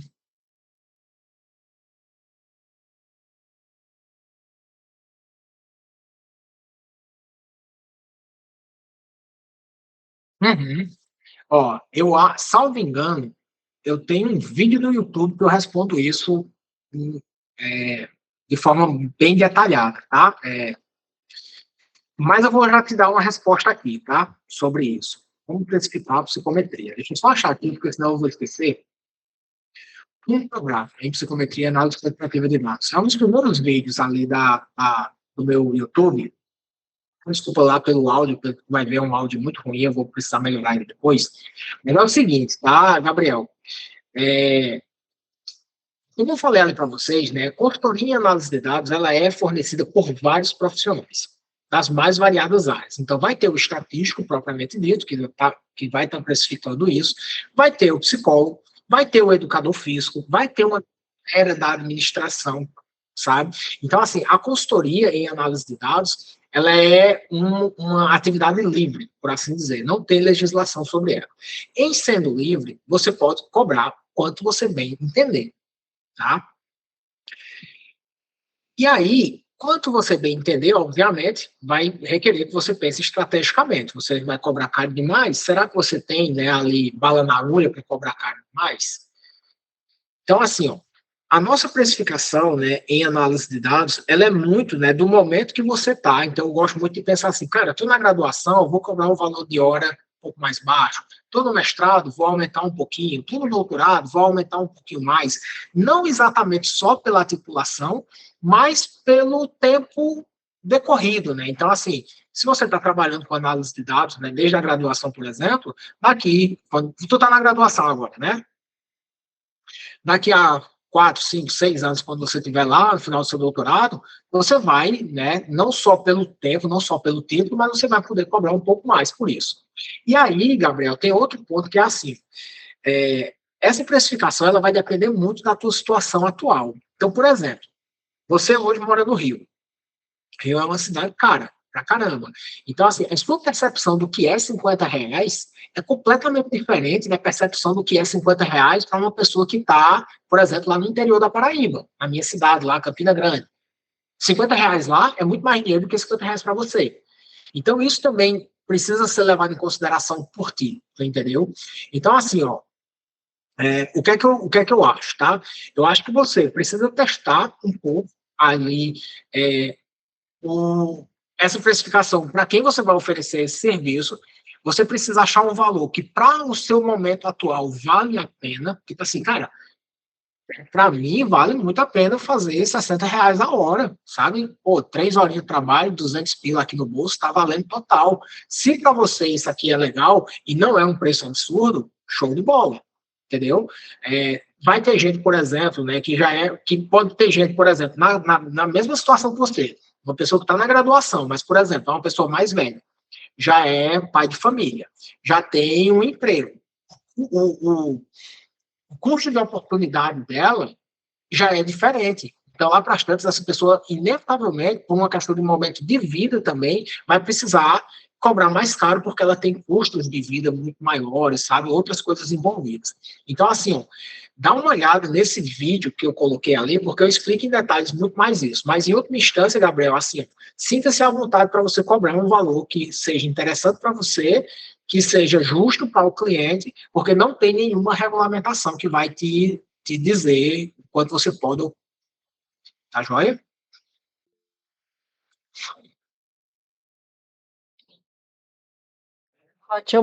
O João fez uma pergunta antes, depois o Guilherme levantou a mão. Ó. Uhum. Vou ler a pergunta do João no chat. Ei, Bruno, boa noite, obrigado pela conversa. Eu tenho uma pergunta mais por curiosidade. Você mencionou que tem estatísticos na plataforma comentando o trabalho de psicometria. Eles têm alguma crítica ou sugestões de como agente das humanas usa? Então, João, é o seguinte, ó. Eu já vi algumas críticas, assim, mas não exatamente na turma que está na psicometria online, mas, por exemplo, existem uns fóruns, até mesmo do Facebook, sabe? Tem uns grupos ali de análise de dados no Facebook, tem muita gente das exatas. E aí, o pessoal, por exemplo, eles ficam muito loucos quando eles veem a gente trabalhando, né, com escala Likert e fazendo pesquisa quantitativa com escala Likert. Só que, o que é que acontece? Tem muita gente que está defasada no conhecimento, tá? Então, por exemplo, tem um post, que é um post, inclusive, que tem um certo debate, eu esqueci o nome do grupo agora, se eu lembrasse, eu colocava aqui para vocês verem, que é um grupo lá de um pessoal discutindo, né, que, só pode fazer análise fatorial se tiver distribuição normal e não sei o quê, e, cara, às vezes, assim, essas pessoas que elas são das exatas, elas não entenderam que a metodologia focada em pesquisas com seres humanos e fenômenos humanos desenvolveram métodos próprios. Então, eu vou dar um exemplo, tá? Análise fatorial sem distribuição normal, existem métodos que foram desenvolvidos em 1998, sabe? Que é um máximo likelihood, né? A máxima verossimilhança robusta. Foi desenvolvido em 98, publicado pelo Satori Bettler em 98, aqui outro artigo em 2001. Então, assim, já fazem mais de 25 anos que o negócio que está resolvido, entendeu? Só que muitas vezes essas soluções, esses procedimentos, essas publicações, elas são em revistas muito específicas. A maioria, pessoal, das soluções que são desenvolvidas para escalas Likert, por exemplo, que é o padrão, né, ainda hoje nas pesquisas em psicologia, são publicados nas revistas de psicometria, na Psicométrica, na British Journal, e essas pessoas elas não conhecem esse desenvolvimento, entendeu? Então, por exemplo, tem vários estudos de simulação, por exemplo, mostrando que quando a gente vai fazer análise fatorial com escala Likert, né, essas escalas Likert têm 6, 7 pontos para cima, a perda de informação em tratar esse dado como contínuo é muito pouco, muito pequeno. Estudos de simulação, 500 mil matrizes, sabe? Dezenas e mais dezenas de condições testadas. Essas pessoas não conhecem esses estudos. Então, na maioria das vezes, essas críticas, elas vêm porque a estatística, ela é uma estatística muito teórica. Os caras são muito, muito, muito puristas. E aí, assim, por exemplo, quando a gente tem, né, algumas técnicas que a gente não acata necessariamente os pressupostos, muitas das vezes a gente faz isso baseado em vários estudos de simulação que mostraram as consequências de, eventualmente, não acatar um determinado pressuposto. Então, assim, pelo menos, né, o que eu tento ensinar, né, assim, para vocês, é um pouco isso, assim, ó, existem pressupostos, nem tudo, né, nem tudo é tão problemático quanto havia se pensado inicialmente. Para vocês terem uma ideia, vou dizer um negócio para vocês. Quando o Pearson desenvolveu a correlação de Pearson, ele desenvolveu a correlação de Pearson para ser utilizada com distribuição normal. Essa era a base matemática da correlação de Pearson. Existem vários estudos problematizando entre estatísticos, brigando entre si, se precisa ou se não precisa ter distribuição normal. Então, tem estudos de simulação, por exemplo, que mostram que não tem absolutamente nenhum problema se você faz uma análise de correlação de Pearson, desde que as variáveis não tenham distribuição normal. Pouquíssimas pessoas conhecem essas discussões, conhecem esses estudos de simulações. Só que aí o que elas fazem? Elas vão na base purista, sabe, e fica muito presa nisso. Então, assim, existem algumas críticas, mas na parte dos alunos da Academy, eles são extremamente respeitosos, assim, eu acho que muitos deles, assim, eles vêm, né, ali para realmente, sabe, se desenvolver ali um pouco nessa área de teoria da variável latente. Os estatísticos, eles têm muitas dificuldades, turma, de crescer as suas consultorias, porque a estatística, muitas vezes, ela é muito teórica e, às vezes, eles não conseguem chegar tão bem, tão fácil nessas pesquisas das ciências humanas, sociais e da saúde. Então, em certa medida, a gente tem uma vantagem por a gente trabalhar no nosso dia a dia com esse tipo de pesquisa. Então, assim, tem vários estatísticos que têm, por exemplo, inclusive, perfil ali no nosso mercado de trabalho da Academy. Então, é isso, assim, eu acho que tem críticas, sempre tem, no nosso caso aqui, né, são poucas, e muitas dessas críticas são rebatíveis, tá? Por isso a importância da gente estudar muito, pessoal, estudar muito, tá? Tá muito por dentro, assim, desses desenvolvimentos de métodos específicos para a nossa área.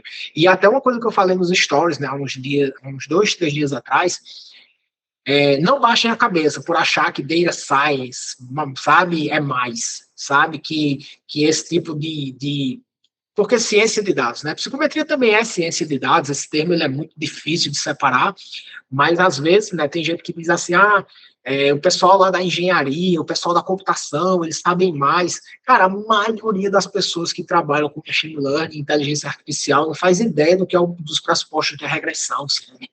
Então, assim, ó, não baixem a cabeça, tá, turma? Não baixem a cabeça. Deixa eu ver aqui a pergunta do Jean. Desculpa, tem o... Na verdade, são duas perguntas que eu queria fazer. Primeiro, como o Gabriel disse, eu queria agradecer a sua presença aqui na Liga. Eu acho que foi super esclarecedor, super bacana, assim. Você trouxe uma motivação para estudar mais psicometria. Eu acho que algo que eu não tinha conseguido trazer ainda para a Liga, que você trouxe assim, muito bem, né, mostrando tipo, a importância e a utilidade. Né? Bem, eu tenho duas perguntas. A primeira, como o Gabriel tinha comentado, a gente faz parte do mesmo laboratório e a gente tem feito algumas análises de dados para as pesquisas do laboratório.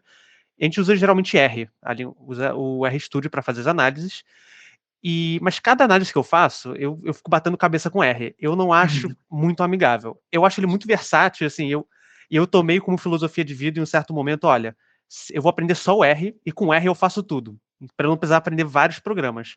Mas cada vez que passa, eu penso assim, tá bom, o R também não faz tudo, para as tabelas no formato APA, e ele não, para mim, pelo menos, não é muito amigável. Eu não tenho tanto conhecimento de programação prévio à psicologia. Então, assim, a minha primeira pergunta seria, quais outros softwares você indicaria para quem está começando agora a analisar dados que não... Eu estou começando só com R, mas eu não tenho experiência em outro.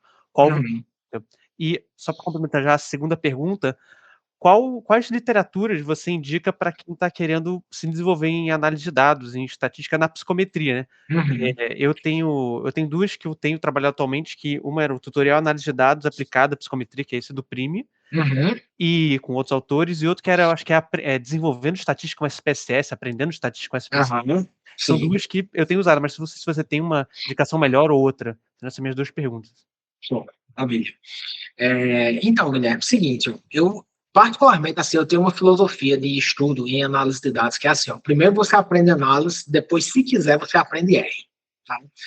Por quê? Porque, velho, R é uma linguagem de programação, como tu disse, e a curva de aprendizado dele não é tão trivial assim.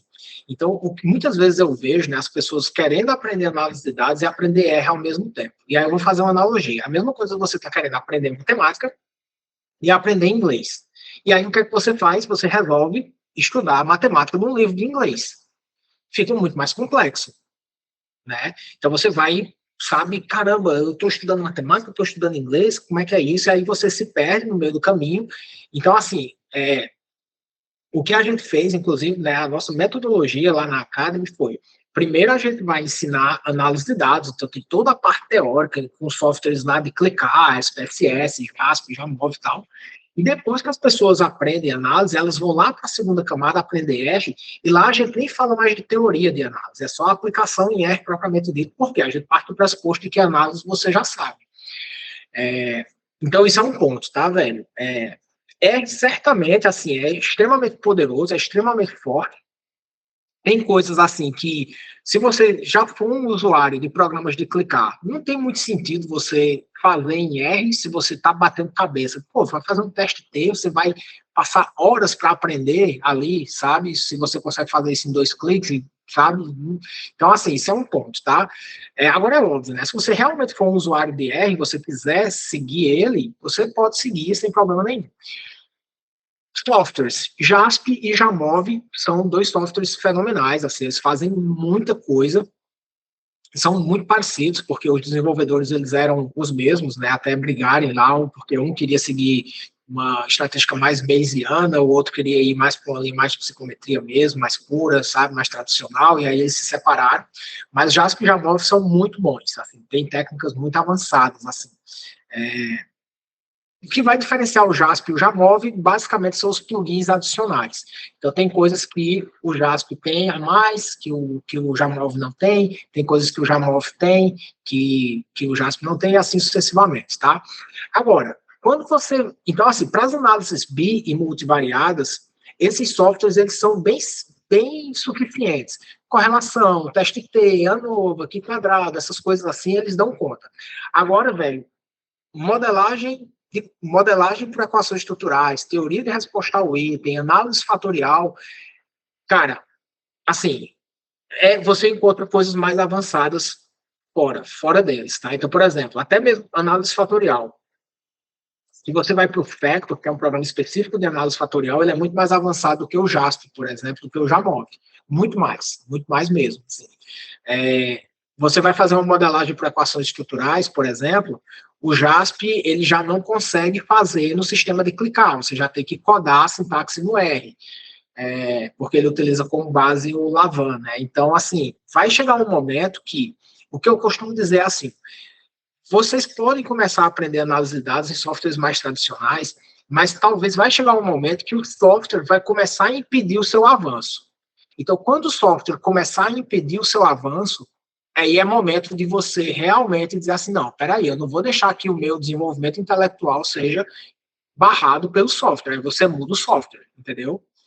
Então, assim, coisas mais básicas, não vejo problema você fazer em softwares tradicionais, mas coisas que realmente você pode fazer melhor em softwares mais avançados, vale a pena. Agora, é óbvio, né? Vale a pena você brincar, sabe? Seja sempre tá brincando no R, por exemplo, né? Eu gosto muito do M+, né? Eu tô o tempo todo com o M+ aberto aqui, sabe?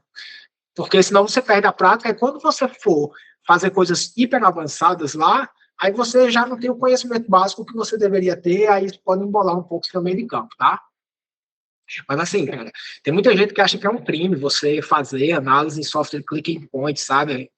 Point and click. Não é, velho. O resto vai dar igual, sabe? 2 minutos você tá com o seu problema resolvido. Deixa eu ver aqui a pergunta do Jean. Como tu vês as demandas de consultoria de análise de dados e métodos quantitativos provenientes de cientistas de informação, mestrandos e doutorandos? O diploma de mestre e doutor de alguém que terceirizou o método de análise de dados representa adequadamente o título? Porque muitos consideram razoável terceirizar uma parte fundamental da formação de cientistas na psicologia. Isso é certo? Quando isso ajuda ou prejudica a produção de conhecimento na área? Excelente, Jean. Assim, velho, eu particularmente acho que análise de dados é absolutamente central e que você vai ser um pesquisador muito melhor e que eu recomendo fortemente que você não delegue isso. Agora, por outro lado, eu sei que tem pessoas que realmente, seja por talvez necessidade, ou seja por algumas outras questões, seja por não interesse, elas vão querer ou vão precisar, em certa medida, delegar isso, né? O que é que eu digo talvez necessidade. Por exemplo, a curva de aprendizado de análise de dados, ela não é tão rápida, né? Assim, não é uma coisa tão trivial assim para você ter realmente autonomia, né? Para você desenvolver e ter o conhecimento necessário para você fazer tudo sozinho. Então, eu não sei, eu acho que tem circunstâncias de vida que lá para as tantas as pessoas não conseguem, não conseguiram dar conta e não sei. Acho que a pessoa vai ser uma pesquisadora pior, acredito fielmente nisso. Acredito fielmente nisso. O que eu já pensei também um pouco sobre isso, né? Assim, tem muita gente, né, que vai fazer um mestrado e um doutorado, não necessariamente para ser um pesquisador e que vai continuar pesquisando para o resto da vida. Tem gente que quer fazer um mestrado e um doutorado para entender melhor o seu fenômeno e, lá para as tantas, ser um bom profissional, resolver problemas da sociedade, que nunca mais na vida vai, de fato, abrir um software de análise de dados.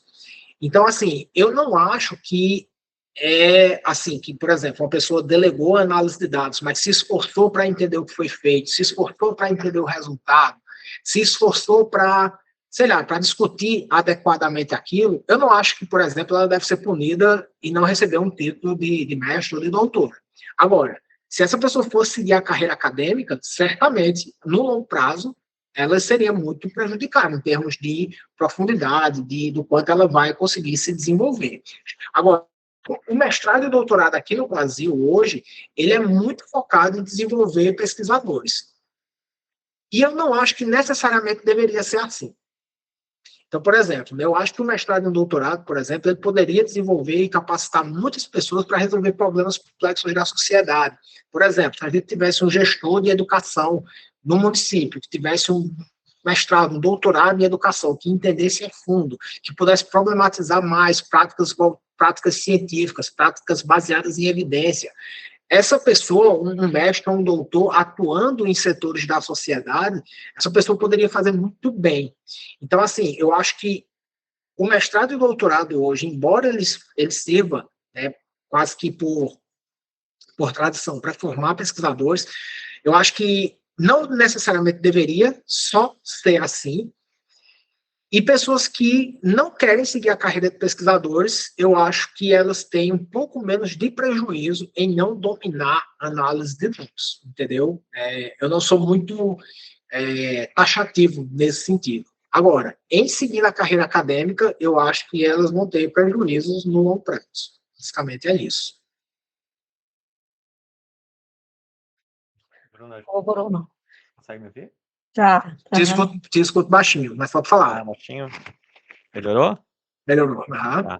Então, que a gente vê uma diferença na formação, né? Tu já fosse para fora do Brasil também, a Amanda já foi, eu já fui, e a gente vê uma diferença na formação do mestrado, doutorado, bem importante nessa área de métodos quantitativos. A gente vê também essa diferença em alguns programas de excelência aqui nosso, no Brasil, né, onde a ênfase em análise de dados é bem mais forte, na URGS, São Francisco, em outros programas onde a análise de dados, métodos quantitativos é bem forte. E a gente vê também a relevância das pesquisas brasileiras no mundo, no cenário mundial, na produção de teorias. Sim. E ver a quantidade de programas de pós-graduação no Brasil que enfatizam esse quantitativo, essa parte quantitativa, né? E, ao mesmo tempo, a quantidade de programas que consideram razoável terceirizar essa parte e formam doutores que não sabem isso e vão continuar dando aula sem saber isso e vão continuar produzindo conhecimento sem essa ênfase em método. E eu fico pensando se o cenário onde a gente se encontra hoje no mundo, né, a psicologia brasileira no mundo, não tem a ver com essa nossa falta de ênfase em métodos quantitativos, em análise de dados. Eu concordo 200% contigo, já. Assim, eu concordo totalmente. Assim, eu acho que a qualidade da pesquisa que a gente faz no Brasil, né, ela está totalmente relacionado com essa defasagem que a gente tem na formação, né? Tanto em método quanto em análise de dados e tudo mais. Então, assim, certamente, eu acho que os programas de pós-graduação, eles precisariam investir muito mais nisso para a gente melhorar a qualidade da ciência que a gente faz. Quando eu digo que eu não sou muito taxativo, né, assim, entre aspas, punir o aluno, isso também tem muita relação com a falta de formação que esses alunos têm, né, porque, assim, é muito fácil um PPG cobrar o aluno, mas, porra, sabe, não deu formação adequada, aí quer que o aluno escreva bem, mas não tem uma disciplina de escrita científica. Quer que o aluno saiba método, mas não tem uma disciplina de método. Quer que o aluno faça as análises de dados sozinho, mas não tem uma disciplina de análise de dados. Então, para mim, é muita covardia dos PPGs cobrar dos alunos se eles não dão a formação de base. Tu entende? Então, assim, se a gente tem essa formação, eu acho que sim, é importante que o aluno ganhe essa autonomia, né? Até uma das coisas que eu falei ali no começo da minha fala, né, é essa relação de leveza com o orientador. Então, por exemplo, se você está dentro de um PPG forte, onde você tem, né, disciplina, sabe, onde você tem todo um corpo para desenvolver enquanto pesquisador, é extremamente esperado que você, de fato, desenvolva esse conhecimento. Porque você tem tudo, você está com a faca e o queijo na mão para você aprender. Agora, se tu não tem, é muito mais difícil, bicho, na realidade nacional, sabe? Então, assim, eu acho que essa cobrança, ela tem que estar intrinsecamente relacionada com o quanto o PPG oferece para o aluno. A questão é se os PPGs querem, né? Se os professores que estão nos PPGs querem. Eu acho que o problema É por aí mais também. da área, Uhum. porque é um problema bem amplo, né? Não é simples. Não é trivial. É. Vocês, por exemplo, né, os alunos aqui vão encontrar, por exemplo, isso é uma coisa que eu digo muito, assim, né? Muitas vezes, pessoal, vocês vão encontrar orientadores excepcionais, que estão dentro de PPGs péssimos. E aí esse orientador, ele não consegue dar conta de tudo que o PPG deveria fazer. Porque um bom programa de pós-graduação, ele vai ter disciplina de escrita, deveria ter disciplina de método, deveria ter disciplina de análise. Aí o orientador, né, não tem esse respaldo, né, em termos de formação do próprio PPG, os colegas sabem, muitas vezes não querem, não fazem, estão em outro mundo, e aí o orientador fica sozinho para formar esse aluno, sabe? E é muito triste, inclusive, para os orientadores, né, quando eles percebem que eles não têm condições de fazer o trabalho de vários pares, sabe? Então, assim, às vezes, né, eu digo isso, né, assim, às vezes os alunos também, eles precisam reconhecer isso, né, que o orientador, ele não é capaz de dar conta de tudo que um PPG deveria fazer. Isso é importante vocês saberem disso também.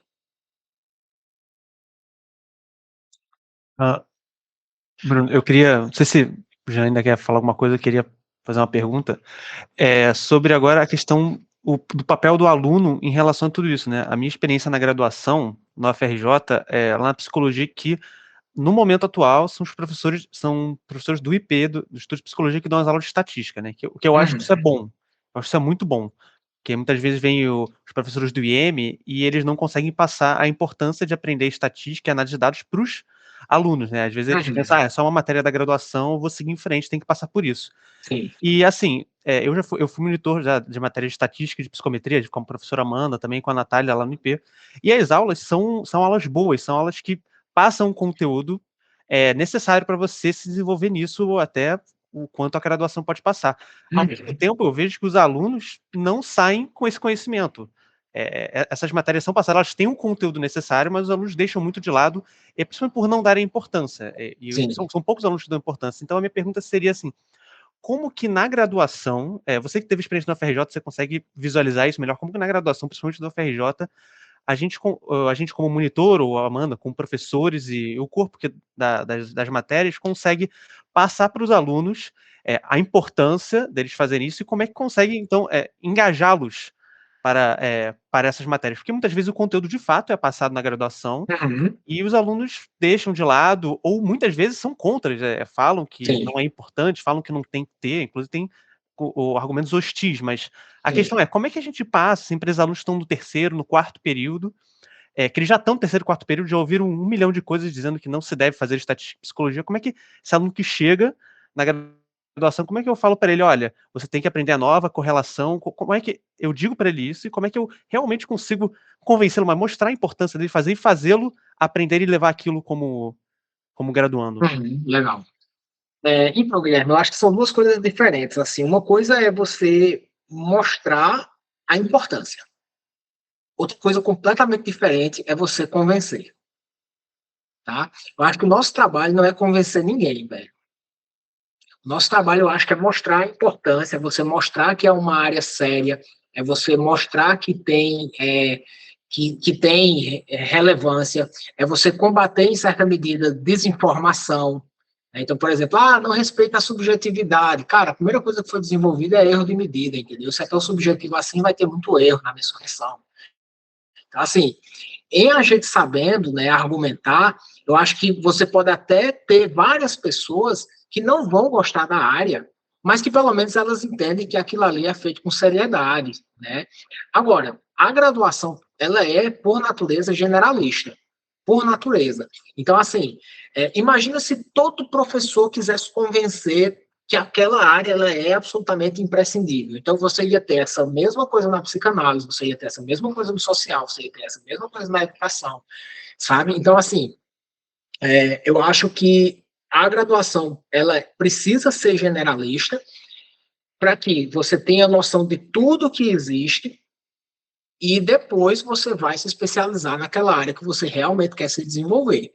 Então, Bruno, eu acho que todo mundo da graduação em psicologia precisaria saber realizar procedimentos de análise de dados? A minha opinião particular é que absolutamente não. Mas todo mundo precisa entender a importância que esse conhecimento tem para a psicologia enquanto ciência, de que isso não é feito de qualquer jeito, sabe? Que existem as medidas que são confiáveis, não tentar iludir as pessoas, porque, por exemplo, a gente vai falar, né, de ciência e de mensuração e não sei o quê, mas a gente vai ver, por exemplo, os testes do SATEPS, tem um monte de teste que não devia estar lá.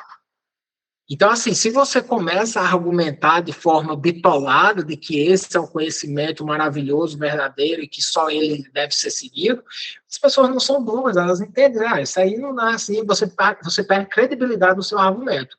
Então, por exemplo, uma das coisas que eu mais fazia quando eu dava a disciplina de psicometria, ler alguma coisa de avaliação, era mostrar que a área também tinha erro com caramba. Com uma diferença, é que a ciência não é sua própria inimiga. Então, na medida que a gente vai encontrando os nossos erros, a gente vai criando novos métodos e procedimentos e melhorando o tempo todo. Então, assim, eu acho que é ser muito honesto no argumento, tu entendeu? E eu acho que uma das coisas assim que eu buscava fazer era assim, você pode até não gostar, tudo bem, mas saiba que isso aqui é sério, entendeu? Se você souber que isso aqui é sério, que isso aqui é legal, que é uma área que tem, né, o seu valor e que não é feito de qualquer jeito, beleza, já ganhei. Então, eu acho que é um pouco isso, né? Assim, é informar com qualidade, mas não necessariamente convencer. E isso é um outro ponto, tá, pessoal? Não gastem muito tempo de vocês tentando convencer os outros, sabe? Gastem o tempo de vocês se desenvolvendo, tá? Senão vocês vão perder mais tempo tentando convencer do que se desenvolvendo, vocês não vão convencer ninguém e vocês também não vão se desenvolver. Então, fica aquela bagunça. Ótimo. Nossa, não sei se alguém quer mais fazer alguma coisa, eu estou preocupado um pouco com o horário. Eu não sei se o pequeno de vocês já está dormindo, vou ter que colocar os meus ali para... Pois é, todo mundo Minecraft. Tá? O Antônio aprendeu a jogar Minecraft. Então, então tá bem, tá bem. Ô, Bruno, queria te agradecer muito, assim, foi ótimo, foi muito bom, assim, eu tenho muita admiração por ti, assim, não falei, mas acho que tu é o exemplo de qualquer um da área da psicometria, assim, e dos professores, assim, que foi lá, bancou, saiu, né, fez todo esse percurso teu, assim, então, queria só te agradecer, foi muito legal te escutar, acho que tudo que tu falou aí, eu digo que foi experiência minha também, então, tudo Assim, a tua experiência é muito parecida com a minha, assim, as coisas que você fala, eu assino embaixo, assim, então, obrigada, a gente está aqui estamos de porta aberta aí, que tu precisar. Eu que agradeço, pessoal. Agradeço muito o convite. Realmente, para mim, é um prazer enorme estar aqui com vocês. Excelente oportunidade de rever vocês, Amanda, Jean. Sintam-se abraçados. Muita saudade de vocês. Sim, também. Espero que em breve a gente consiga se encontrar. Guilherme, Gabriel, meus parabéns, cara. Assim, eu não sei se é exatamente só vocês dois que montaram a liga, mas enfim. Todo mundo que está envolvido, meus parabéns. Continuem firme, forte. Assim, para mim é muito legal assim, ver a nova geração aí botando para descer, né, como se diz. Todo mundo que está aqui, pessoal, continuem estudando, continuem se desenvolvendo e é isso. Fiquem bem, abração. Obrigada. Obrigado, gente. Todo mundo aí.